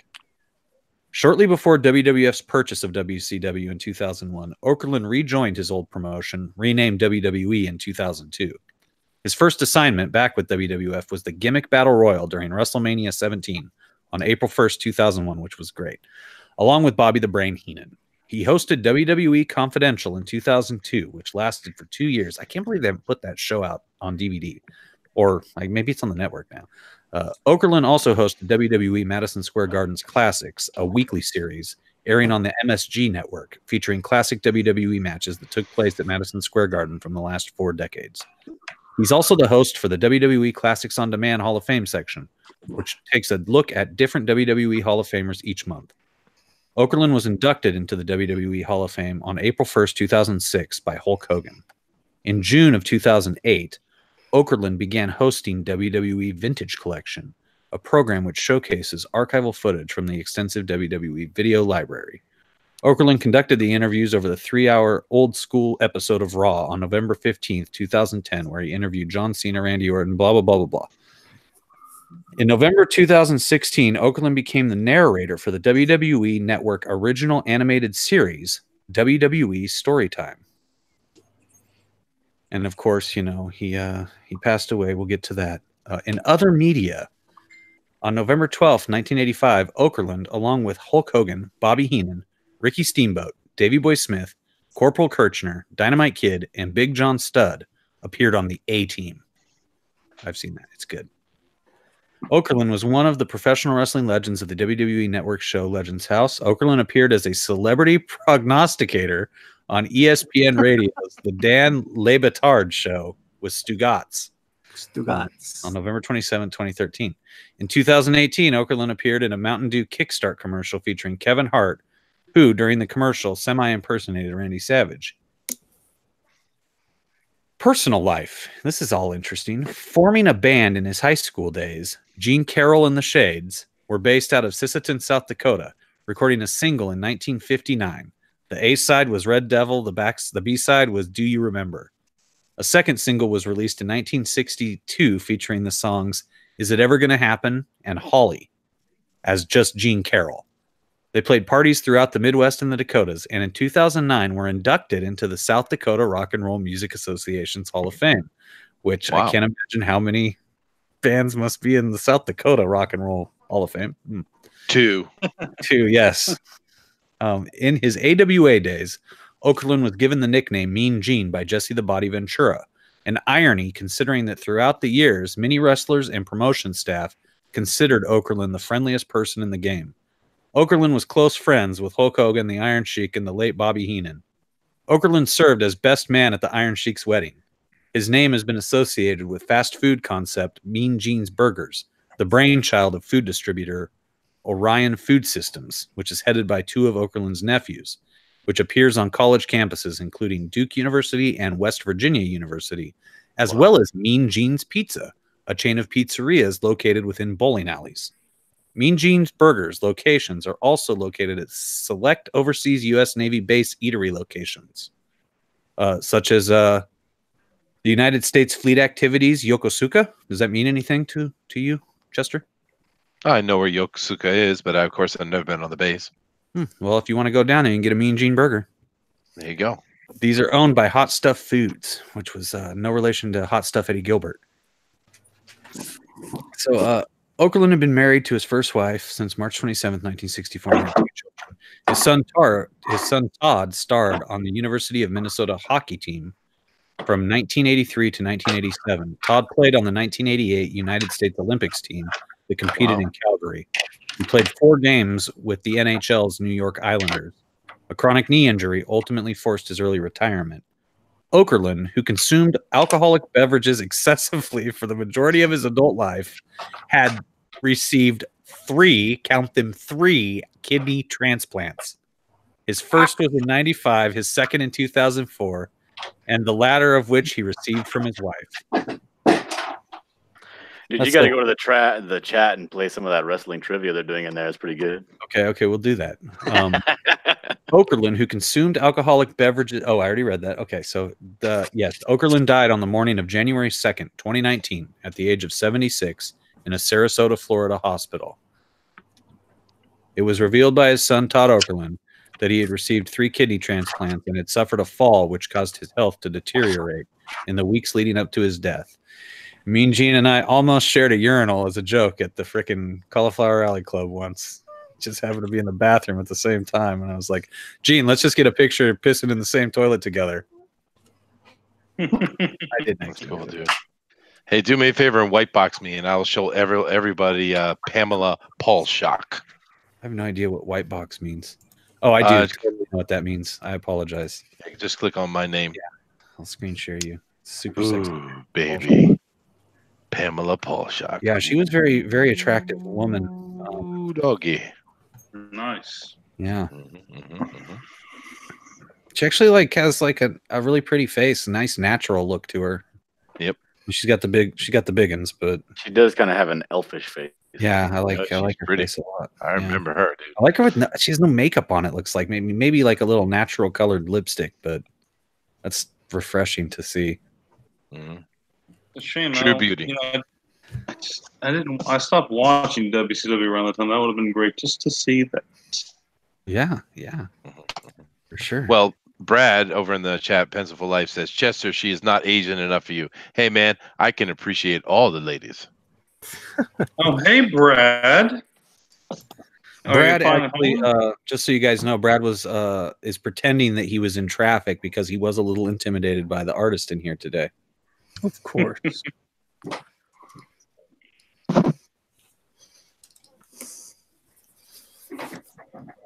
No, I remember what Brad was doing today. He had to go to that comic shop, didn't he? Yeah, Jim Lee, man. Yeah. No, I don't blame you, Brad. I'd have been Yeah, I waiting got in him to line, sign hanging my out with hat. that guy all. Yeah. I got There are him to sign my pictures. hat. Ooh, nice. He's a short little guy, but he was very friendly. Now, here's the question: can Brad from Pencil for Life, if we let him in here, and he only had 50 minutes to draw a picture of Mean Gene with a wrestler, do you think he could win? No. Who do you think he is? John Dillard? I don't know. He ain't fast enough. You got the skill. Do you want me to bounce and see if you can come in? Well, let's wait till he responds in the chat. We'll see if he has what it takes to do this. Oh, Brad's a fighter, man. He'll go for it. 2 hours, only having 50 minutes. That's crazy. He says he is too tired If to we even bring try. Brad in here, he's going to mute me every 2 seconds. He says he's too scared to even come in. Oh no, it says tired. I'm sorry. Excuse me. Well, today is National Roast Day. So we should be roasting each other. What? What's wrong? What happened, Risey? He's running away. I was talking for like 20 minutes yesterday, saying goodbye to Bill. This is the type of thing that happen. No, seriously. Everyone was saying, "Oh, where'd Brad go? Where'd Brad go?" And I was explaining. I was like, "Manny, no, Brad said he was leaving." And before he'd left, he'd muted me. So I was sticking up for you, Brad. Not gonna happen again. We're gonna have a cage match between these two next week, I think. We should. That'd be great, dude. Yeah, the angry Australian versus the bad ass Brad. You're not gonna be able to hear anything. I'll be muted. Oh, what's really cool though is Brad from Pencil for Life got to kick it with Jim Lee for a little while today. It sounds like. Yeah, Was it a that's cool. madhouse down there, Slick Jimmy Love? Well, when I got there, it was late in the event. There was a very long line outside of the comic shop, and I got there with about 30 minutes to spare. I stood out and we moved forward a little bit. But then he said he was leaving, but he'd come and sign whatever the people had, so they made us kind of bump up against the wall of the strip mall. And he came down the line and signed every copy of whatever was there, and I just had my flash hat. That's all I had because I didn't have time to gather anything from work. Dude, what a cool guy that he did that, But he was cool enough to do that. Yeah. He's a good guy. Like I said, He's like, I'm leaving, but I'll still give everyone their signature. That's amazing. Yeah, and he shook everybody's hand, and it was all good. And like I said, he wasn't very big. I was towered over him. I didn't realize he was such a small guy. Oh, I'm used to that every day, dude. Well, I'm not huge or anything. I mean, if you're a really big guy, then you would have thought he was tiny. Oh, Roddy? He's like 5'4". 5'10". And that shows just how talented he is, because Vince McMahon usually doesn't hire anybody that's under 6'3". So I just want to say to Anonymous, yes, in the chat that I'm so happy to have someone who grew up on Portland wrestling and who remembers Scotty the Body and Rip the Crippler Oliver and Top Gun. And I'm honored to have you here, Anonymous. Yes. Yeah, Scotty was pretty good back then. He's such a different character than Raven. Yeah, immensely different. And also, what was his name? Johnny Polo. Oh, Johnny Polo. I forgot about that. Yeah, he was the manager of the Quebecers. Raven and the Flock. Even when he went to TNA, I thought that was one of his best runs. He was in like amazing condition, physique-wise. I mean, it was one of the only times he actually showed off his body in the ring, so you could tell he was actually in good shape in comparison to just showing up in shorts and a t-shirt every time. It was fine and clean. Me and Chester got to see probably one of the most underrated wrestlers, who was treated like crap for years, treated like a jobber, if you know what a jobber is. Yeah, most wrestlers get treated like jobbers. Tito Santana should have been elevated way beyond what he was, but he was such a good wrestler in the ring. But, never really got his due. Would you say that, Chester?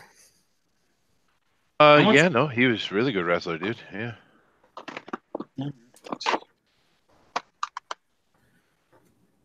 I like Tito. That is going way back, though. Yeah, right.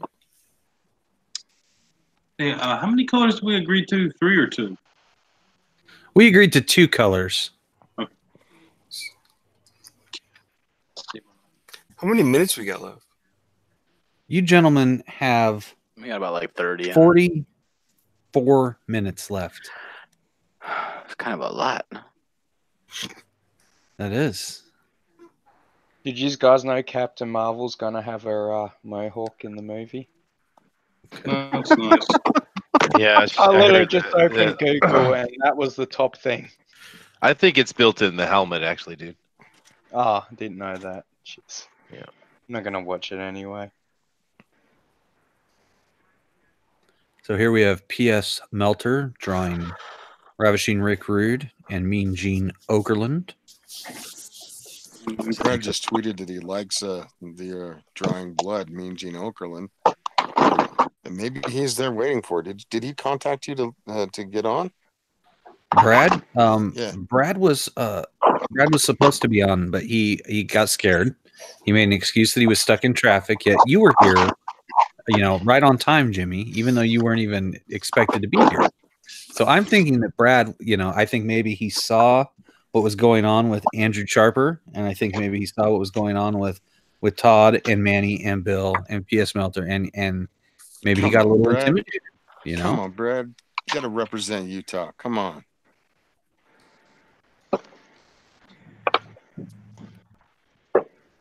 Who's making all that noise in the background? An artist. It was probably me. I was moving, picking out markers. Sorry. I was just gonna say, for once, it's not me. Usually it is Bill. Yeah, Bill is the noisemaker. Well, we know exactly who it is. We're just saying, hey, who's making that noise? So that way you can stop doing it without us calling you out. Yeah, exactly. It's either Bill or Todd, though. Usually. We have John Dillard hard at work, and I can't wait for him to pull back out so we see some more of this as he works. There you go. Oh, he's going to do it for us. Oh, look at that. Oh, baby. Kind of a sinister looking Mean Gene, isn't it? Well, yeah, again, I didn't get to watch Mean Gene when he was very slick-faced and nice to everybody. He started getting a little more animated later on, so that's how I remember him. Okay. Let's take a look at Todd Mulrooney from Ignition. Get tuned in. Okay, here we go. Dun dun dun dun dun dun dun dun. Dun. That's Hulk Hogan for you guys. When it comes crashing down and it hurts inside. That's a pretty good jowled Hulk Hogan you got going on there. You know what sucked? I think it was the other year. Friends, then you hurt my pride. I gotta be a man. I can't let it slide. I am a real American. Yeah, you know what's sad is it was a few years ago. Most of the WWF music was written by one person, and he just got released the other year. Jim Johnston. Yeah, he got released, huh? Oh yeah, that's what sucks because he always wrote the best. He did all the music of it.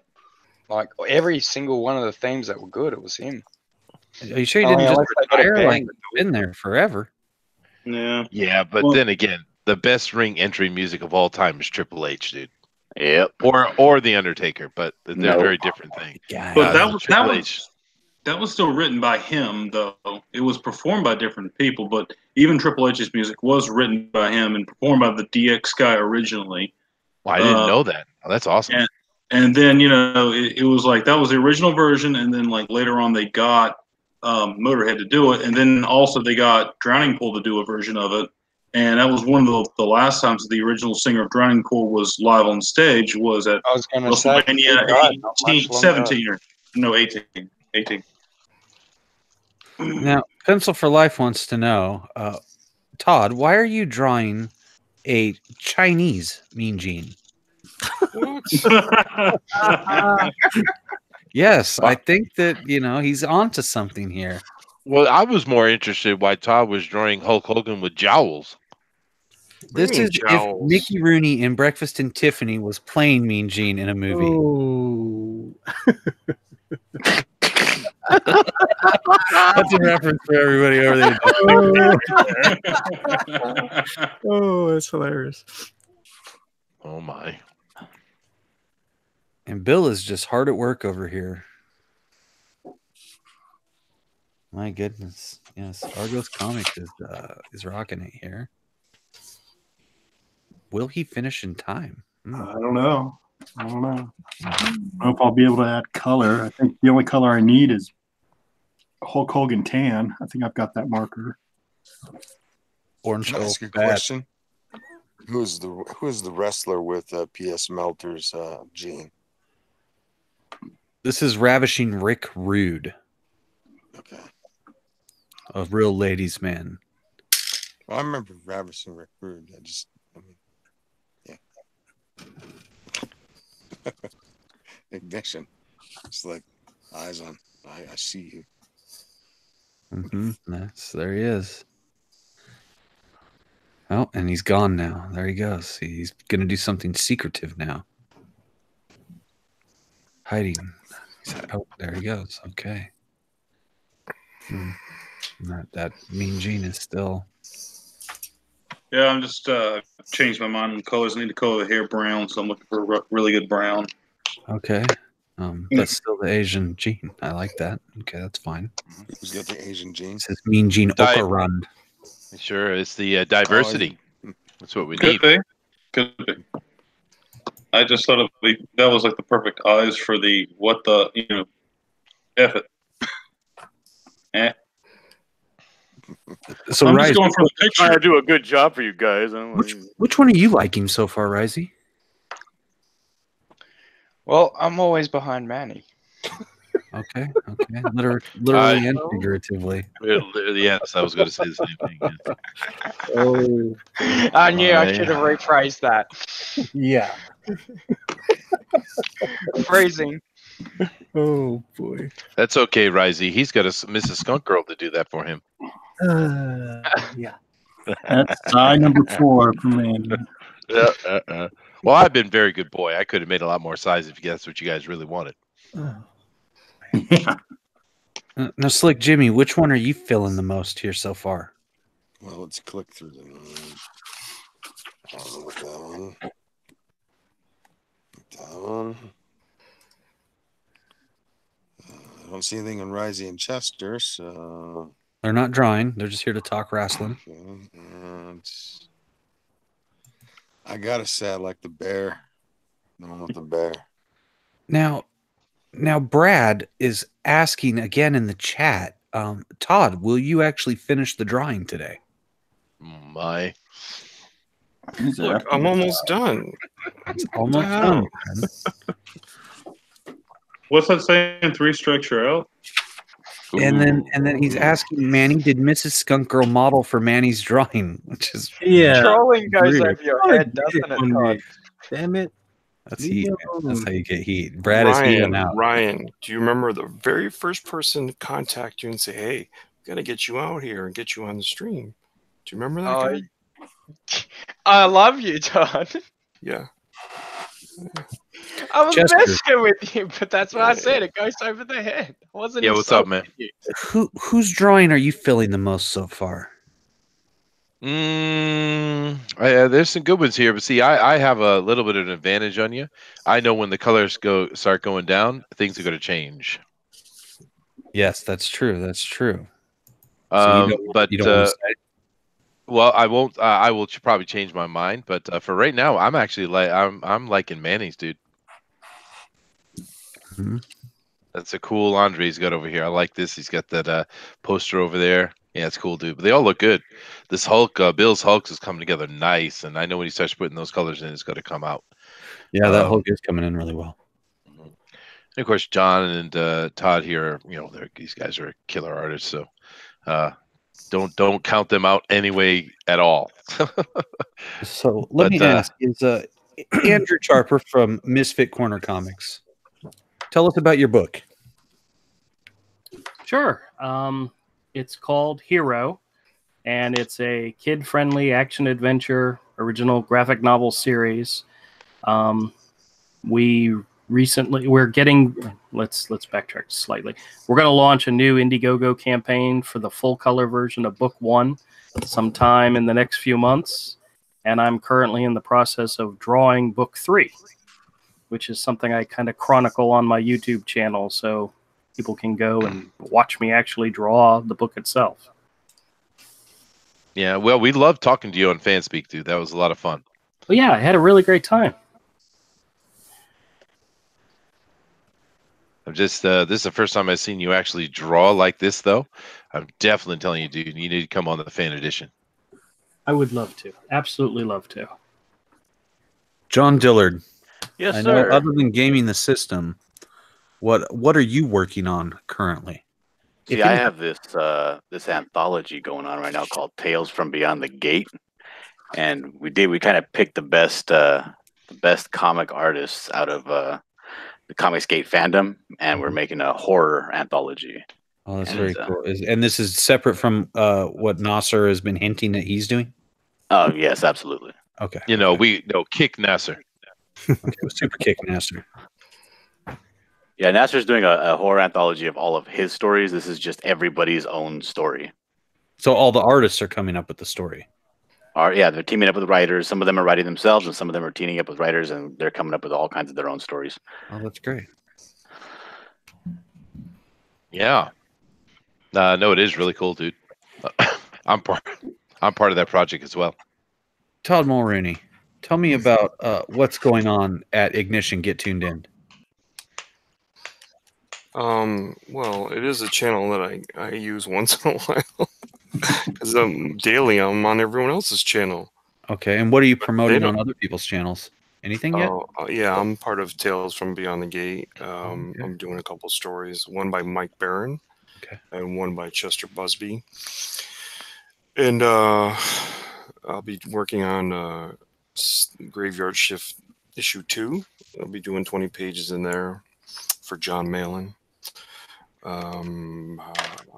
After that, then I'll get back to Ignition and start pumping up pages. But I also got to kind of get back to my own channel, and start pumping out some content just to kind of use it for all it's worth. You know what I mean? Yes, absolutely. Manny Correa from Good Dog Press. What is going down with your comics there in the beautiful Hawaiian Islands? Manny, South Korea. Oh God! I am part of the Tales from Beyond the Gate crew also, so I'm doing a 12-page story in that. It's a possession story, so I'm doing that, and of course after that is done, I'll be maybe about April coming out with Skunk Girl, the Unbreathable Skunk Girl. Now, I want to ask about the style of the drawing you're doing right now, Manny, because it seems very different than the Okerlund I was watching you draw last night.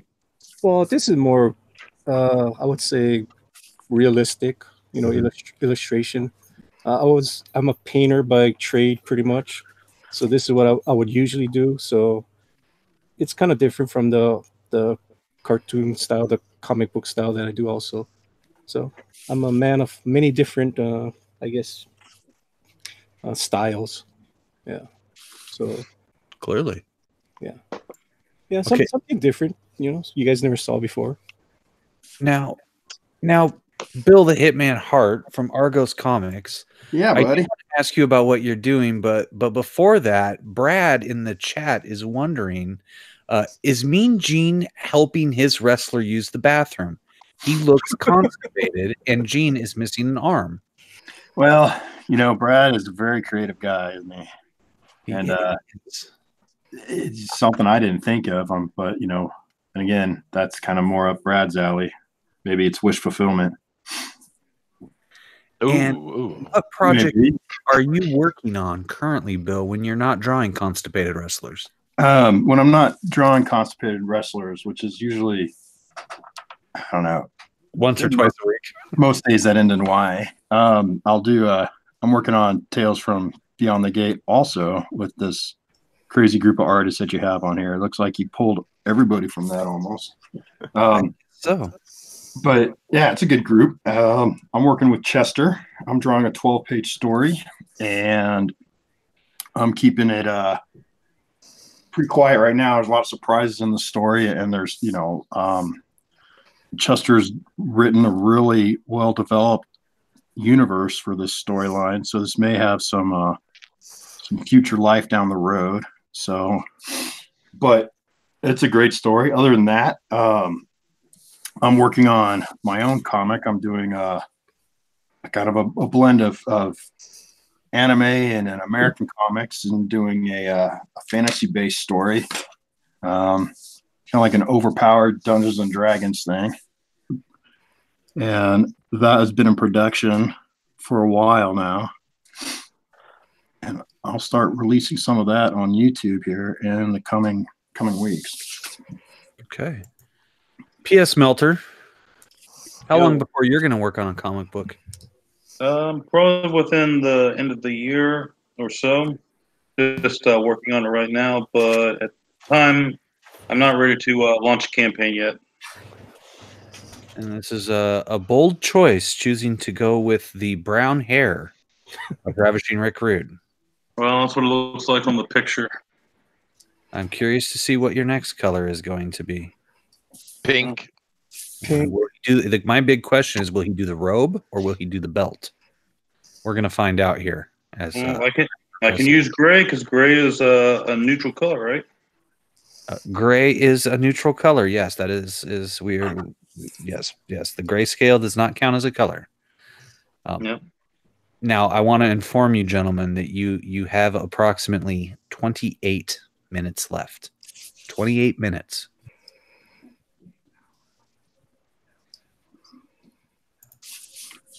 Awesome. Todd from Ignition Get Tuned In is now in the color process. Everyone better watch out. Better take notice. Brad is being so mean over here, dude. Is he really giving me crap? Oh, Dude. Constantly, dude. Yeah. Dude, I'm telling you, you're another guy that needs to really fucking stop. I'm not even kidding. I love you, Tom. Because I'll send you, I send you 5 hamburgers, you're going to have a heart attack. Damn, dude. Oh, God. Oh, my God. Yeah. I'm really sick of being a fucking pincushion, I'll tell you that. Yeah, dude, I agree. Leave Todd alone. You leave Todd alone. Yeah. No one puts Todd in the corner. Nobody. I'm going to time him out. I'll time him out right now. We'll teach him. Oh, boy.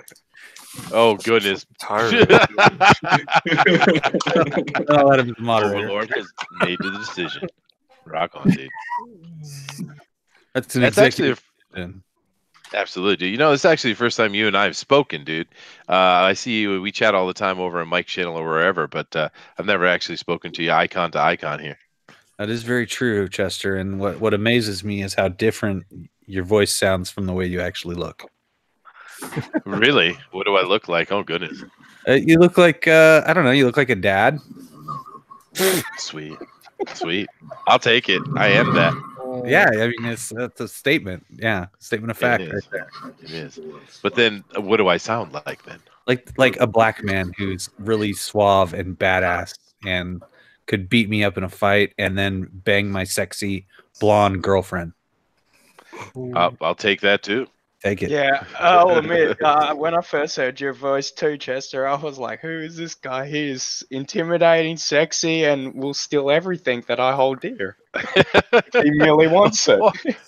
Well, I'm actually a nice guy, No, I know. That's what I've gotten to know you. I'm like, damn, Chester's one of the coolest dudes I've ever met. Damn, I didn't know it was intimidating. But maybe that's why... Just saying intimidating makes me feel like we said a threat. Oh, well. But there is some good pieces coming along here, Overlord, dude. I'm liking what I'm seeing, man. There are some good pieces coming together for sure. I think we can have a little more time for color. Is that at all possible? It's kind of a new element. John N. Wallace says that the best wrestling song entrance is John Cena's Basic Thugonomics. Really? What? No. Is he being John Cena? No, dude. This is Basic Thugonomics. I'm untouchable. I'm forcing you to. No. I actually think that General John N. Wallace's theme song is the best. Bisexual Thugonomics. Bisexual thumb. Oh, goodness gracious. Actually, I also liked Jericho's entrance. I thought that was pretty cool. Break the walls down. You know, it's funny. I had this conversation with a friend once, and he said, "You know what? Listen to Mark Henry's song because sometimes it can sound gay if you think about it. It's like, you know, it's like, what is it like? Beat him up, break his neck song? Yeah, yeah. I said, beat him off, beat him off. Suck his dick, suck his dick. Beat him off, beat him off." Oh my god! Goodness gracious! Oh god! One of my mates absolutely loves that song. Now you get to ruin it for him. Didn't the Road Warriors have Iron Man as their intro song? Oh, really? the Warriors. Yeah. I am Iron Man. I always like that. Yeah. Well, there's been a lot of good songs over the years, man. For sure, with the wrestling, it's always cool to have that little connection. I'm glad that they did that more and more and more as time went by. You know. Yeah. I mean, now you can't have a wrestler that doesn't have a theme song. I think. Yeah. Yeah, I know. I wish. I think a wrestler would be really smart to not have a theme song at all and just get the heat as he's coming out. A good heel never had a theme song, you know. Dolph Ziggler did that recently for a little while. Fans today probably wouldn't know how to react. He did it like, it started off with his song and then it cut off and then he just walked out because he was being a new kind of heel. Mm-hmm. And it worked for a short time too, and then he went back to using music again. Of course. Because he, I mean, I don't know. Well, yeah. I think as Stu Hart said, WWF is so far out they can't get back into the business. So, well, I don't understand why they're having such this crazy incestual relationship with Roman Reigns. What is this nonsense? Look, dude, it's got the look. Well, he has a look, but he's going to be out for like 2 more years, man. Yeah, it's very sad what's happened to him. A million guys that have the look. So why is it just him? He's really got the look. He's got the look. He's related to The Rock. You know, he's got, the pedigree of the Samoans. It's all there. You know, it's not all there. That's the problem. Is the mic work is not that great. His in-ring work is not that great. They should have just kept him. They should have kept that Shield together. That was actually really interesting and was kind of drawn. Was bloody awesome. I don't know why they broke them up. It was obviously because they planned on it being the next evolution, I'm guessing. Yeah, I think so, yeah. To me, it feels like it reminds me of like the indie wrestling scene where you get a wrestler who's the booker and they never want to let anybody get more heat than them.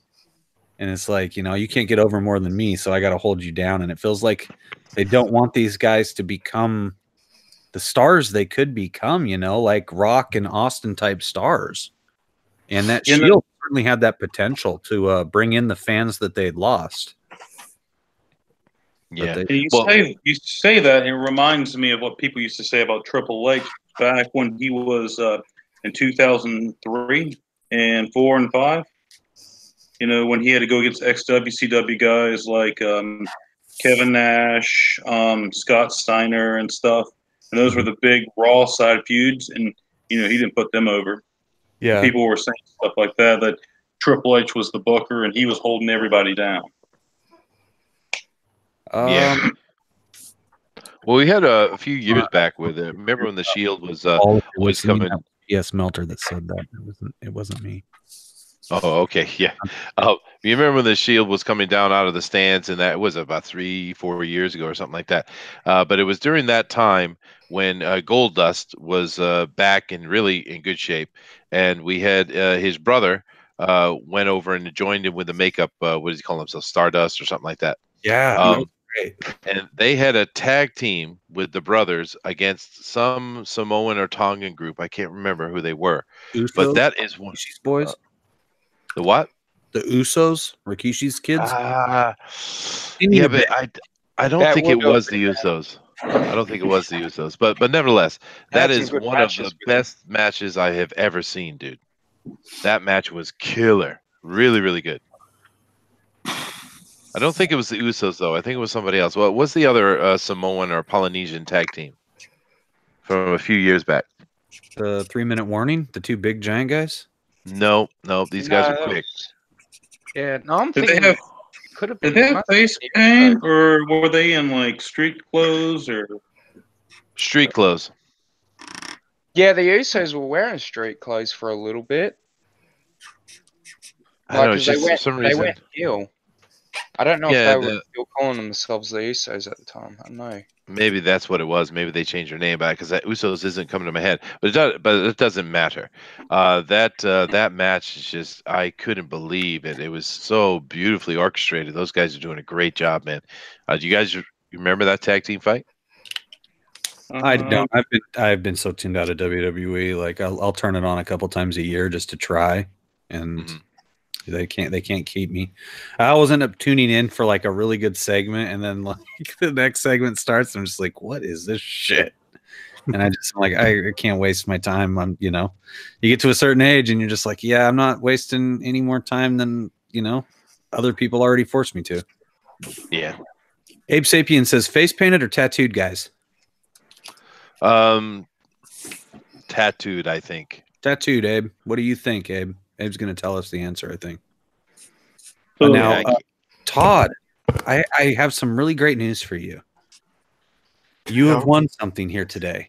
Whether you win or lose this drawing competition, that is not to be determined by me. But I will say that you have won 7 days off from Brad making fun of you. He has agreed to a 7-day truce. Awesome. God, did you hear the disheartened?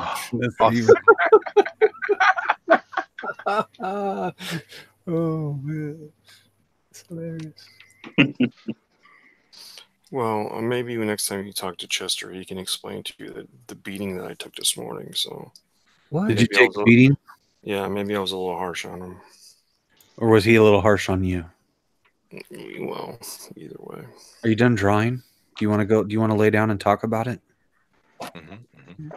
No. Tell me how you're feeling, Todd. Oh man, I like that. This became Dr. Katz. Oh my goodness! All right. So, gentlemen, you now have 17 minutes. 17 minutes. All right. Abe Sapien's got nothing. He knows the faces, but not the names.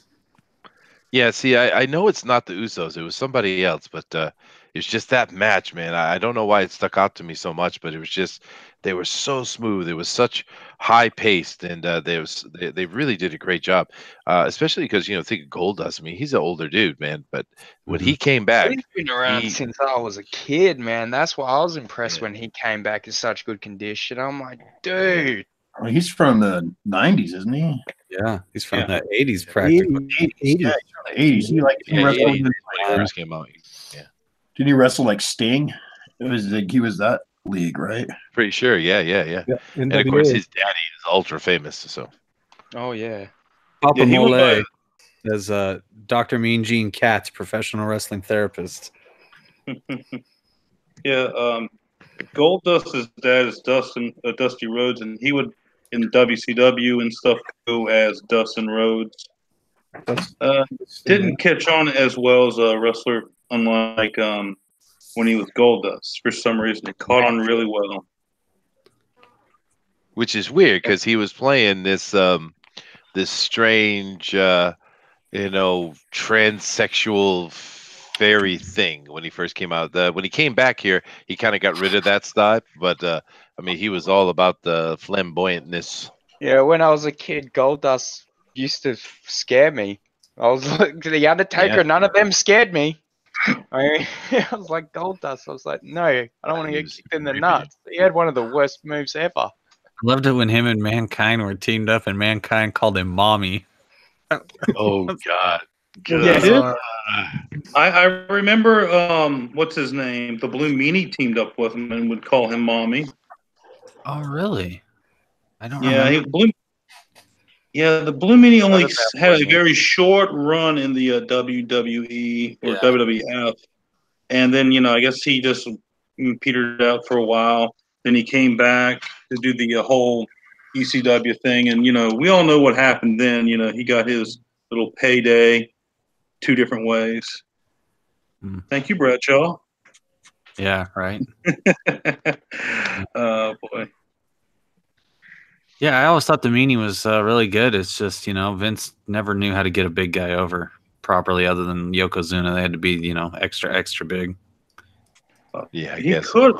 He could have so got Vader over, but I don't know what that problem was. Well, I know Vader was out of shape pretty bad when he came there. Yeah, I love that mask, though, dude.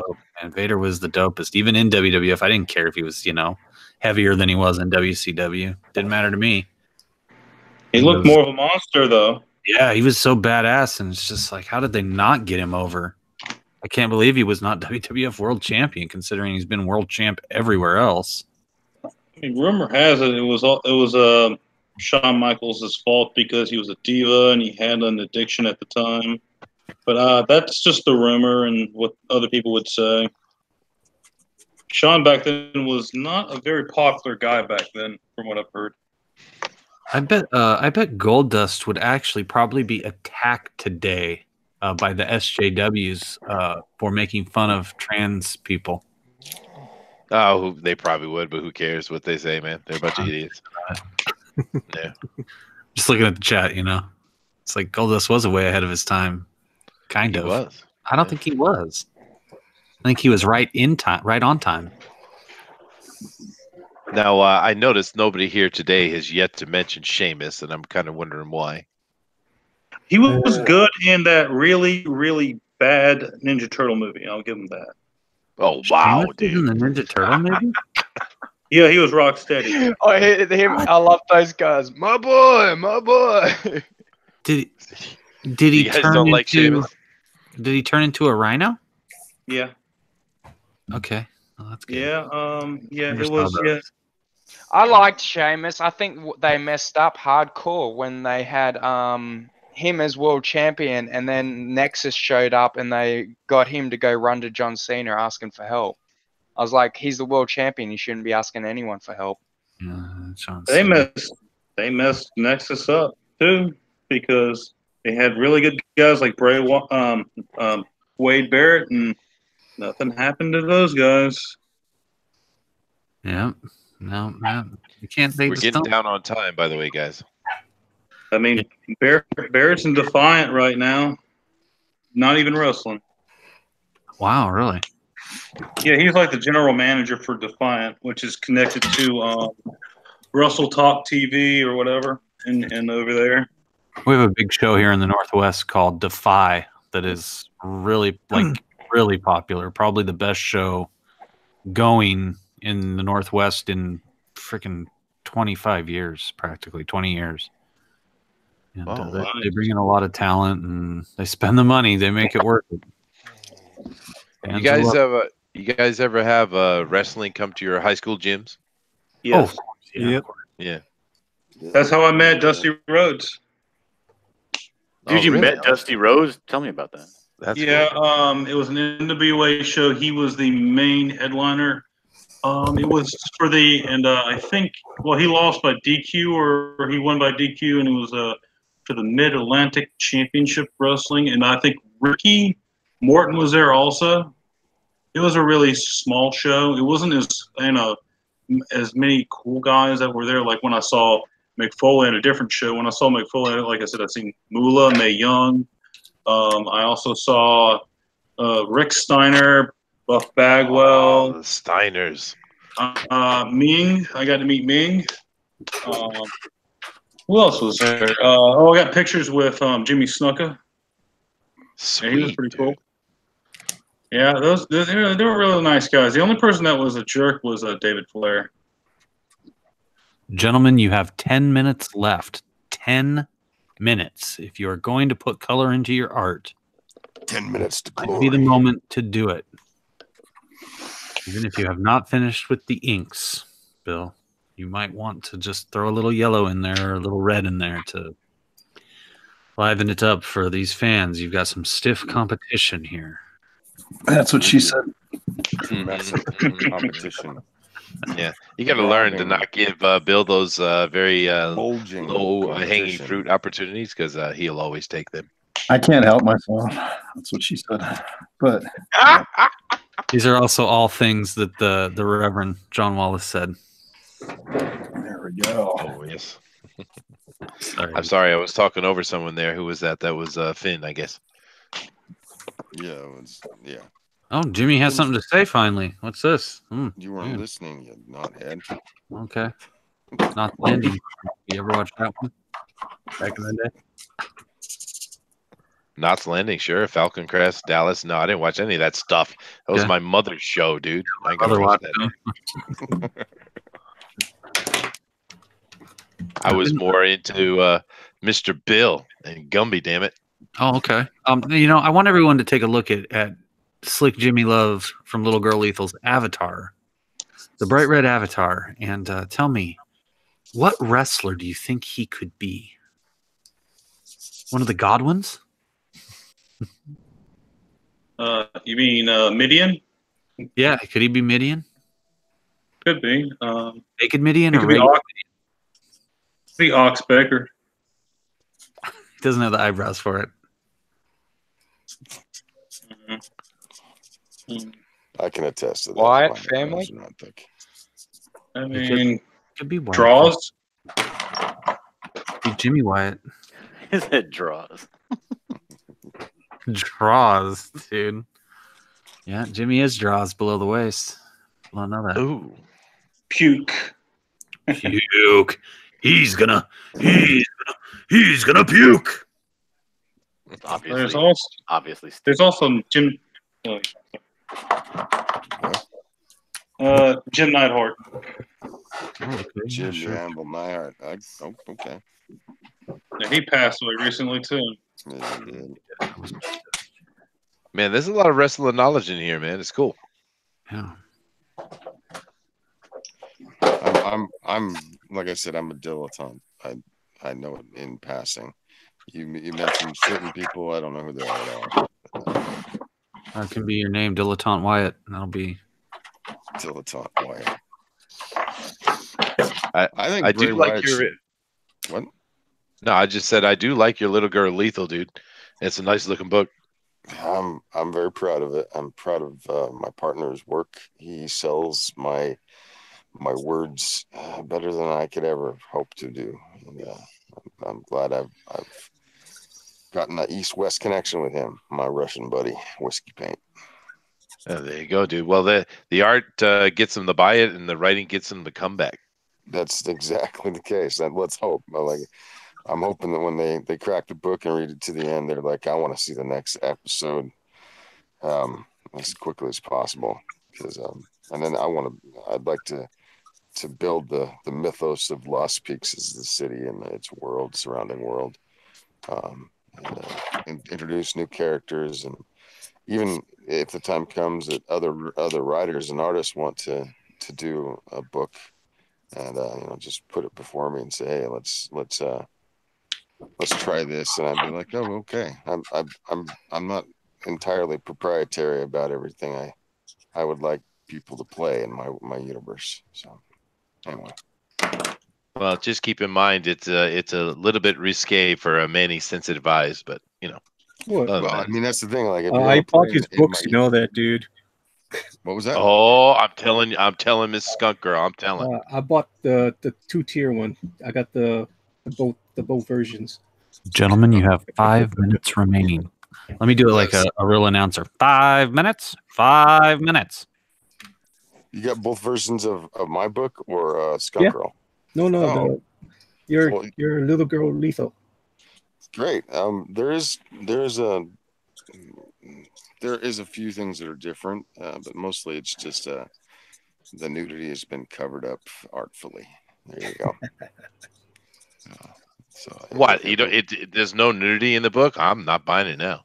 Well, no, the modest version, and then the immodest version. There's the full Monty. The au natural. Oh, the immodest proposal. Okay, I'll look at that one. There you go. It's not for me, Manny. It's for Booster. For you. Don't lie. You need to do some research, right? That's why you're buying it. I need research material. I want to say I'm looking at I'm looking at Andrew Sharper's bear, and I feel like he's making a vital mistake not putting a second color in there on the inside of the Warriors makeup. That really shocks me that he's chosen to not do that. Well, the reference I was looking at had green and then a lighter green, and I really couldn't go with a lighter green. Mm-hmm. So if you have a suggestion, I am fully open to it. Pink. I swear I used to pink or orange. Orange, yeah. I remember orange. I might have a pink or orange here. I usually tend to stay away from color because I suck at it. But that's why I pay somebody to color my book for me. Pink goes really well with a mint green. Ooh, I think we're starting to get tighter on the choices here. Andre the Giant was never that skinny. He was actually.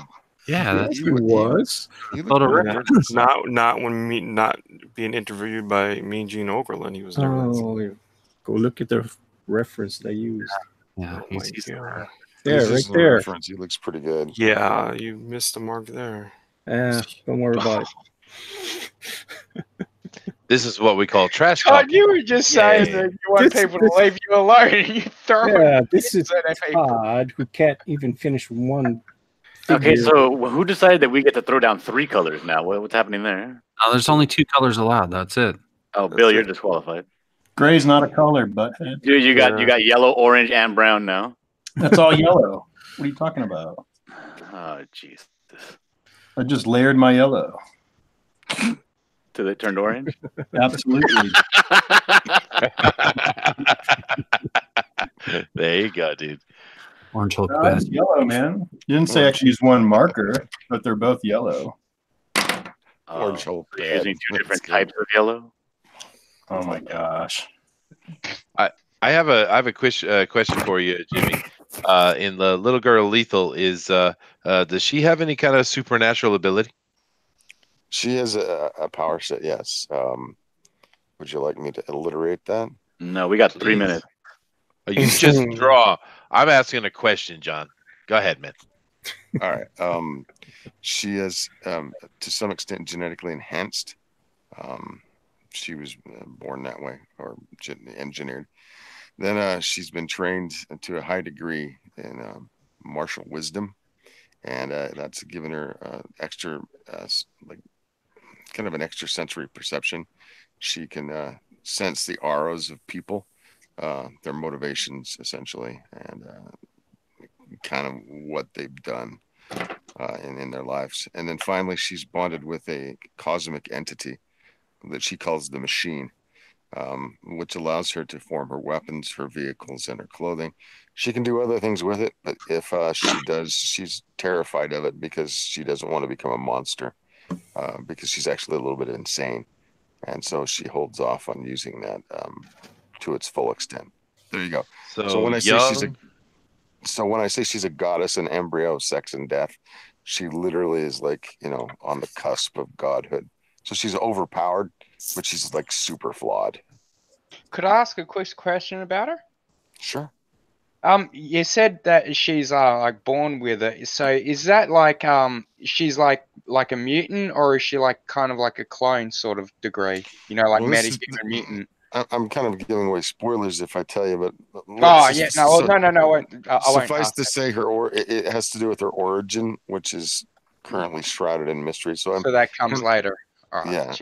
There's other things that will be revealed about the nature of the world and how she fits into it.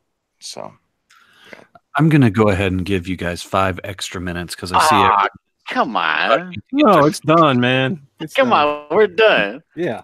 9:55. 9:55. I'm here checking it out. How many pages are in this, dude? In my book? Yeah. The initial episode will be 30 pages plus 10 of another standalone story that is not saga related. It's just kind of a little vignette for her to explore her world and her just an experience. And then there's another one where she's crossing over into another it's kind of a crossover with my friend Wenger's universe. I allowed him to do a page just something fun. And then you get a lot of pinups and a lot of fan art, and then some background from me. I'll put in some text pages where they can read and understand, and I'll explain some things, and there'll be a glossary of stuff. So there you go. All right, gentlemen. So I'm going to go through them one time. You guys can continue coloring, and when I get to Bill, then that'll be it. And Chester will share the straw poll link in the chat. It's free to vote. And whoever wins, we're gonna give it away. We might give them all away though. It's all up to these guys. So first up is P.S. Melter, who has drawn Mean Gene Okerlund and Ravishing Rick Rude. Next up, we have Andrew Charper from Misfit Corner Comics, who has drawn Mean Gene wrestling the Ultimate Barrier.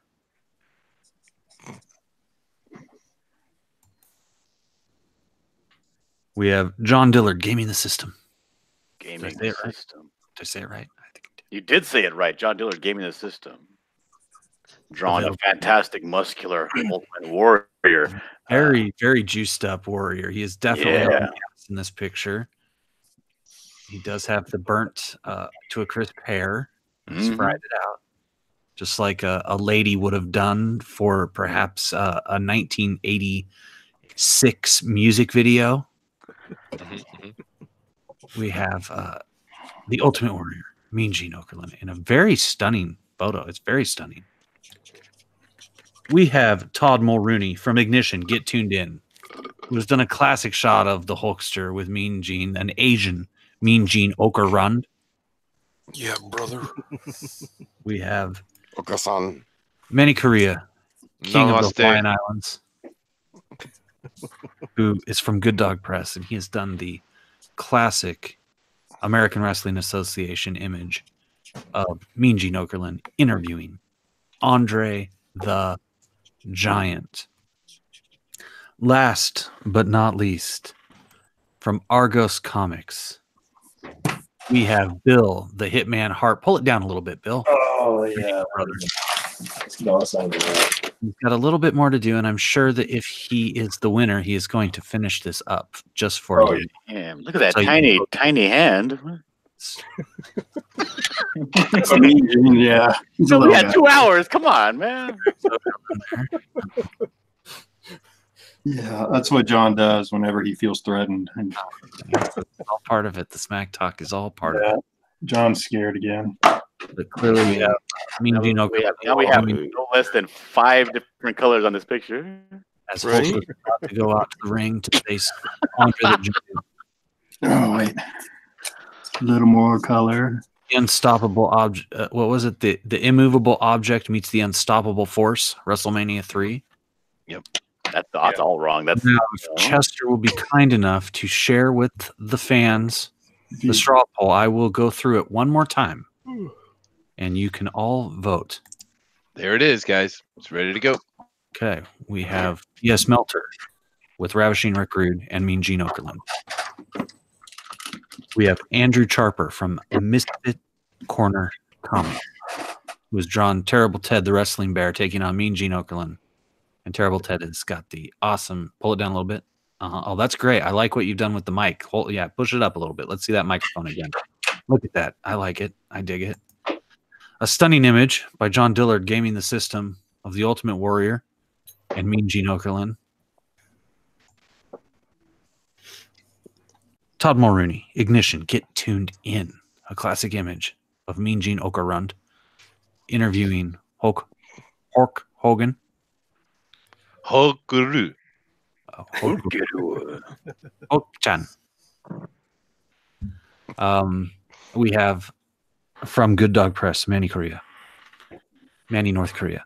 And he has drawn that classic image of Andre the Giant being interviewed by Mean Gene Okerlund. Last but not least, Bill the Hitman Hart from Argos Comics. All these people are on YouTube. Feel free to sub all of them. They need it. And also sub Booster Kiwi. Or do you need to get him to 1,000 views? 1,000 subs without No. It's 1 million. I'm holding it to his first comment. It's 1 million. You want 1 million sub. He wants to get his gold button. That's what he wants. That's what he wants. Yeah. Everyone in the chat, I hope you have voted. I'm going to go vote myself right now. And this is very tough for me. This is very tough. I want to vote twice. I want to vote. Okay. What channel are we on? We're on Testosterone. We're on Testosterone Overload. Okay. No, I was just laughing because I was looking at for the wrong one before earlier as well. Well, I mean, you got Crypto saying that. So. Overload. We got 13 votes in there, guys. Go ahead and get in there and give your vote. Just keep in mind it's free. It's easy. You don't have to register. You don't have to do anything. They're not going to monitor you. Just get in there. If you're on a mobile, all you have to do is click on the link, go over, make your vote, and just back, and you'll be fine.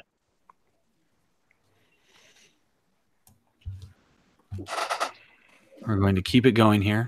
We're going to give you another minute to vote. I will go through them one more time for everyone.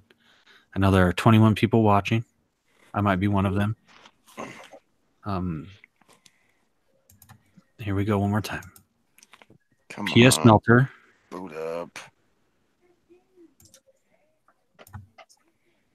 The talented Andrew Charper.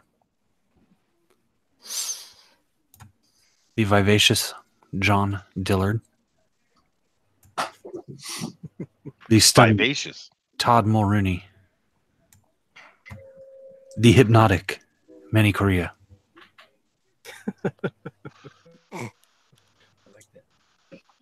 The aphrodisiac Bill Hart.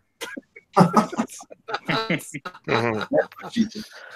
you haven't voted, now is your chance to vote. Now is your chance. Bill's an aphrodisiac. This is it. I am about to check and tally. 18 votes. We got 18 votes. It's pretty good. We have 18 votes. If you want to vote. 1 second. Give me a sec. Okay. Okay. Yes, I understand. You're developmentally delayed, and it takes you a little bit longer. I'll go through them one more time. Quit jaw jacking and vote. Whatever you like, monkey boy. I'm tempted to get on my phone and vote again. Oh, the love. I actually love John Dillard's nickname. It fits him so well. Thank you. I don't get it. I will read all the nicknames. Smelter with Ravishing Rick Rude. We have Andrew Charper with Terrible Ted the Wrestling Bear, dressed as the Ultimate Warrior. We have an epic Mean Gene Okerlund with the Ultimate Warrior's back turned to us. A classic. Oh, I forgot to say that's John Dillard. We have a classic image. John Dillard. John Dillard is what you're gonna. And you're gonna go vote. Don't disregard whatever thing they put on there. Just vote John Dillard. Yes. Ignore the rest of what I say here and just vote John Dillard. Yes. He's so humble. And here we have Todd Mulrooney's artwork of the Asian Mean Gene Okerlund interviewing Hulk Hogan. We have Manny Correa's imagery, stunning imagery of Andre the Giant with Mean Gene Okerlund. Kronos Chiron is actually making an astute observation that there's only 19 viewers and there's 21 votes. What is going on? Well, there are some people. I guess John's gaming the system. Yeah. I see 21 on mine. Here we have Bill Hart's. I got 22. I see 22 now. 3. Yeah, we got 2 and everybody voted. That's awesome, dude. Everyone has voted. So now I am going to go and tally the votes. They're already tallied. I'm just going to read them. First, I want to read. Remember, I think Brad's with talking this, about shit. I just want to make remember sure. with this straw poll though, it isn't top to bottom. You have to look at the number of votes. It doesn't work top to bottom like the other one. This one's much better though. What? Brad says, let me put up the picture before I tally the votes. I just want to put up this picture that Bill drew, and I want to read what Brad had to say. I'll tell you what, brother, I'm dying here. Mean Gene, give me the enema, brother. Before you announce that, I got one thing I want to share. At least those hands will just slip right in there, you know? Okay, we have one thing we want to share. Well, Hulk's all oiled up already. We were going to have one more artist on here. He couldn't make it, so E. Ortiz sent me his Mean Gene. He just pull it up here. Oh my! On Twitter, would have happily picked out Slick Jimmy Lovebone. Yeah, I would have bumped out. I don't mind. Oh no, he was. He said he couldn't make it, so yeah, he was doing his own stream. Oh, I see. Okay. Do you have it happening? Yeah, it's not loading, so I'll just do it on my phone real quickly, and you can just see it on my Twitter. Okay. Because it's being a pain in the butt right now. Boomer Tech. Still have a chance to vote. This is still your chance to vote. Yeah, we got everybody voted, dude. Everyone has voted. Mm-hmm. No one new came in. No one new came in. You can vote. If you have a cell phone, you can vote twice.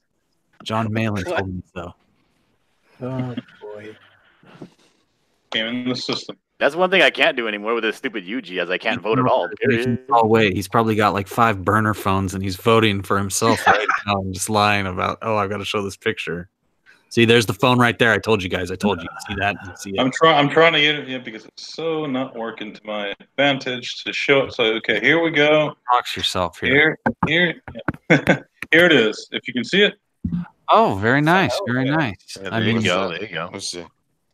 Ortiz. Yep, E. Ortiz. It is unfortunate you couldn't make it, but maybe next week. Yeah, that's what I told him. Next week. Okay, so now I'm going to go tally the votes. Can we tally the votes? Here we go. Excellent. Whose Mean Gene is the best? Tied for 5th place is P.S. Big Stud Melter and Todd Bam Bam Mulrooney. Wow.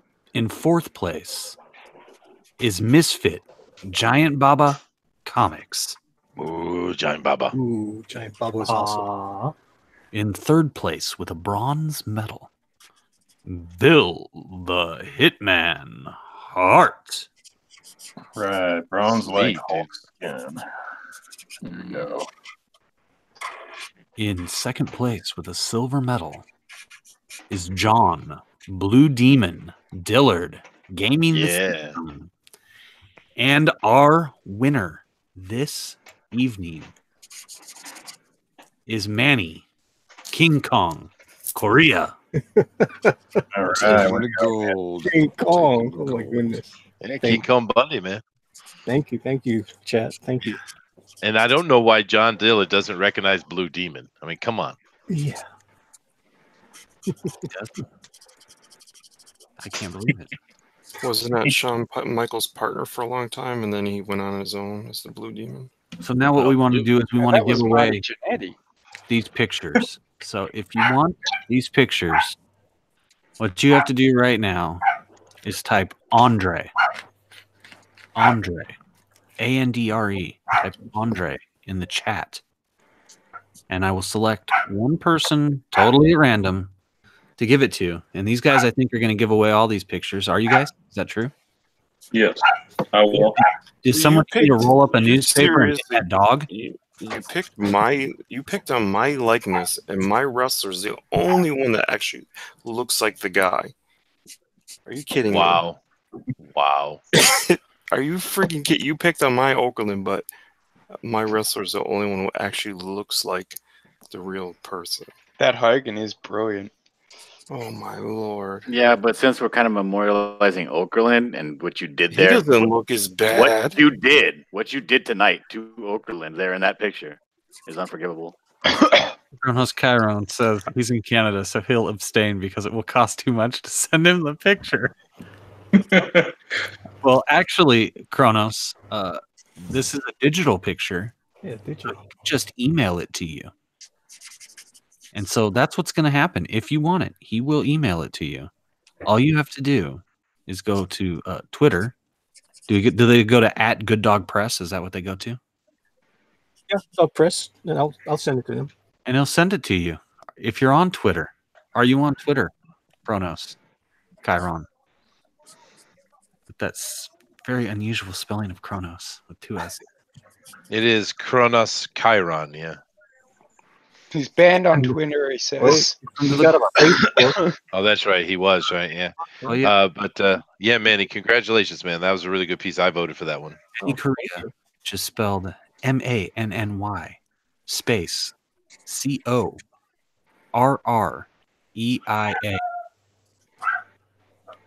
Yeah, you can find me on Facebook. You know, I can get your Facebook if you got Facebook. And he will totally give it to you. Well, I think you guys' art is amazing. What are you going to say there? Oh, no, I was going to say to John, I wasn't talking about that Blue Demon. I was talking about the original Blue Demon. Demon Azul, dude. Come on. He's one of the greatest. I don't know any demon you're talking about. I'm sorry. Dude, it is one of the greatest Mexican wrestlers of all time, dude. I'm not a 1.5 million years old. What do you want from me? John, what are you talking about? No feuding, John. John Dillard. You are the silver medalist. So will you send a copy to Jerry Gann? Now, Jerry, what I want you to do is I want you to find John Dillard Gaming the System on Twitter. If you're not on Twitter, I think John Dillard might have a Facebook. Is that accurate? Yep. Do you have a Facebook page that they should go to? Yep. Facebook page, Twitter, YouTube, all John Dillard Gaming the System. Very easy to find. He spells. Shoot me a message and I'll shoot you the picture. I think Dillard is spelled DILLHOLE. Oh my goodness. How do you spell it? Maybe I'm wrong. Is the H silent? It is, yeah. Okay. I'm sure you can figure out how to spell John Dillard. It's very simple. It's very Caucasian of him. Yeah. It's mighty white of you, sir. Thank you. Oh, I voted for you, John Dillard. But it was tough because he drew a bear, and that was really hard. Yeah, it's true. But I kind of think I prefer Dill Hope. I like it. John Dillhole, gaming the system. No. Rise, you be quiet. I'm very disappointed in you. What? Actually, I like it when you say it. So that's it. I appreciate you guys showing up here for PS Melter's Brainchild, which this is PS Melter's Brainchild, and I appreciate all of you. I appreciate Chester and Slick Jimmy Love and Risey for all being good sports. Yeah, thank you for having me on, guys. Amazing. I always love talking to you guys. And we're going to schedule another one of these next week. If you want to find out when, you can stay tuned here. Just all you got to do is hit that thumbs up, hit the subscribe, hit the ding dong for notifications. Come check it out at facebook.com/legit pro wrestling. If you're into classic professional wrestling, I have 11,000 wonderful fans of Portland wrestling over there. And I will be here all the time as Testosterone Overload. And if I'm not here, I'll be on my other channel, Crypto Comics, where we get a little crazy over there. It's a little laid back here and a little crazy over there. Oh yeah, we get crazy up in there. And, we might just go over there and start streaming right now, for a different stream. So, if you give us, everybody gets to take, a bathroom break, and we might just start up over there and do who knows what. So thank you to all these artists. I want to plug all these artists one more time. PS Melter, you can find him on Twitter. Yep, you can find me at Melter Downspace P. Say it again. At Melter Downspace P. Downspace? What is the? Yeah. Is that a word or is that a symbol? That's like the little downspace thing. Like you have a hyphen. It's a down lower underscore. That's underscore. Underscore. Downspace. God damn. But, yeah, PS is one of the bigger supporters of our community and retweeters and likers, and does a great job. Really appreciate it. Downspace. Underscore. Downspace is the name of my new band. Downspace. I want to plug Andrew Sharper from Misfit Corner Comics. Check him out on YouTube. Can we check you out on Twitter and Facebook also? Yes, please do. Please do. And he needs it. I know I was very quiet and didn't contribute to any of the stories, but I really enjoyed doing the drawing as well as listening to you guys talk and tell your stories. This was a lot of fun. Well, you're welcome back here anytime, and I absolutely loved your bear, and anyone that draws animals is cool with me. It was Very that cool. was my favorite. I like you all, but I like the bear. I like the bear. It was awesome. Thanks, guys. Super sexy John Dillhole gaming the system. Thank you so much. Suplexing the system. Put it in the dill hole. Get yourself some Dillhole on Twitter, Facebook, and YouTube 24/7. That's right. He's Hot, fresh, wet dill hole. I hear a lot about John Dillard actually, and so I'm excited to finally meet the man known as Fresh Dillard. This is what I get for bringing my talent over to this nothing channel. This has 11,000 subscribers. I'll be the leader. You see this beautiful face? Look at this beautiful face. Find this beautiful face on Twitter, Is this Facebook, your face or YouTube. This is my face. My face. That's your face. Find it on YouTube at John Dillard Gaming the System. Thank you very much. Bye. Go give him a like. Go give him a subscriber. He needs new subs. If you have multiple channels, sub all of them to John Dillard. And kiss him in the dill hole. Yes, absolutely. Adam, shout out for me. What's up? It's not good. Also, Todd Mulrooney from Ignition, get tuned in. Thank you so much for coming here, and thank you for representing Asian culture with your drawing. That's very kind of you. I appreciate that. It's been a long time since I thought about making breakfast at Tiffany's. It really helped me. Asian macaroni. Oh my god! No, I'm not gonna get that out of my head. You know, he looks a little bit like Tojo. He does look like Tojo. Oh my gosh! Ignition also has videos that he makes here on YouTube, so subscribe to him. Manny, North Korea from Good Dog Press. Yes. You won. I don't know why, but I'm amazed that you did. I like the skunk girl, man. Look at this. This is the incredible skunk girl. It's like a hot Pepe Le Pew. Damn. Oh, yeah, I just did this. It's gonna be my new avatar. Yeah. Is she a skunk girl or is she accidentally like a cat girl who just got into a can of paint like in those Pepe Le Pew commercials? No, she is the real thing. She is the Well, actually, girl. That's not the right question, Overlord. That is not the right question. Overlord. The right question is, how does she plug that tail in? Oh, you have to buy the book to find out, Chester. Where's the book available at? Oh, the book is not available yet, but I will have it on Indiegogo in about maybe April. Yes, it will be completely done before I go to Indiegogo. So once the campaign is done, you guys will get the book as soon as possible. Okay, yes, great. Sir. Thank you. And don't forget to go like Good Dog Press. He is streaming late nights because he lives in Hawaii. So if you're a night owl or if you have insomnia, Good Dog Press is a place you can pretty much, seems like he streamed. I mean, how many times do you stream a week, Manny? Usually I go Monday through Friday. I'll do it on my own channel. And then on Saturday and Sunday, I'll go hang out with other people. Just cruise around. Yeah. Nice. And if you go to Manny's channel at night, you can hear Chester's stripper story time. Stripper story time is coming back, people. Stripper story time is coming back. Stripper story time. Oh, Stripper yeah. story Stripper time. story time. Stripper story time. He is always just pissed drunk when he's on Good Dog Press, so that's always fun. I try to stay sober sometimes. No, you don't. I'm lying. I'm drinking again now. Yeah, Risey is usually over there. He's my co-host since Tank's been not feeling well, so Risey's been picking up the pace. All right, Risey, awesome. I want to thank. Yeah, and if no one's subbed to Tank Ferret, go sub to him. He's amazing. He's cool. I want to thank Slick Jimmy Love, the creator, the writer of Little Girl Lethal, which is a hit Indiegogo campaign, still available on demand. Still available. If you like very sexy chicks with no pubic hair, go check out. You're gonna want to buy 2 copies. The first one is gonna get sticky. Thank you so much, Jimmy, for coming. Oh, he's being honest. I am being 100% honest. It's your person. Oh, it's not only slick, it's smooth. That's all I'm saying. Sweet. No, Jim. Chester Busby, fan speak. I mean, yes, what more can I say? Like, this is the guy. This is the next big comic book channel.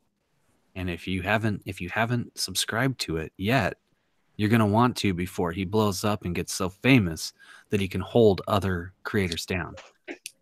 That's right. Because I am biased, baby. Did I chase John Dillard away with all the Dill Hole comments?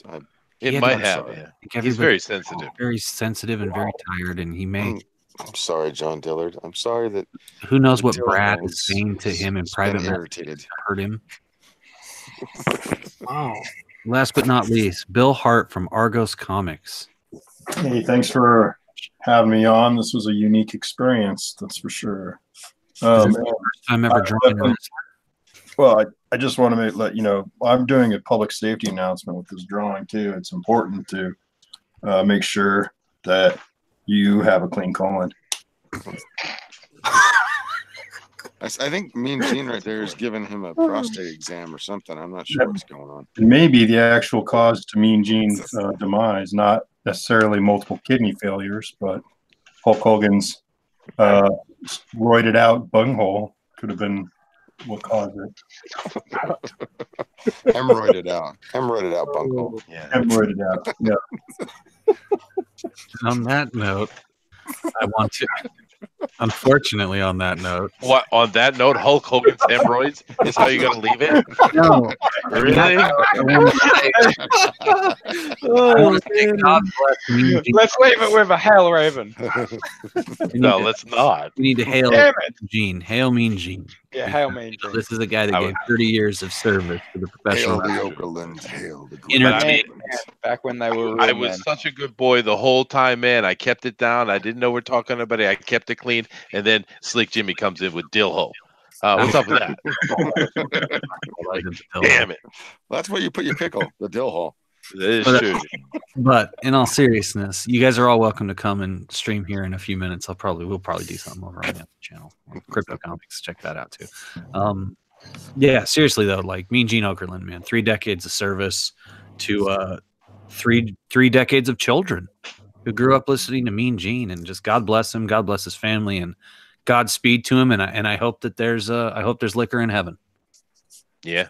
Thanks everybody. Good night. Later, guys. Later. Hello, Mean Gene.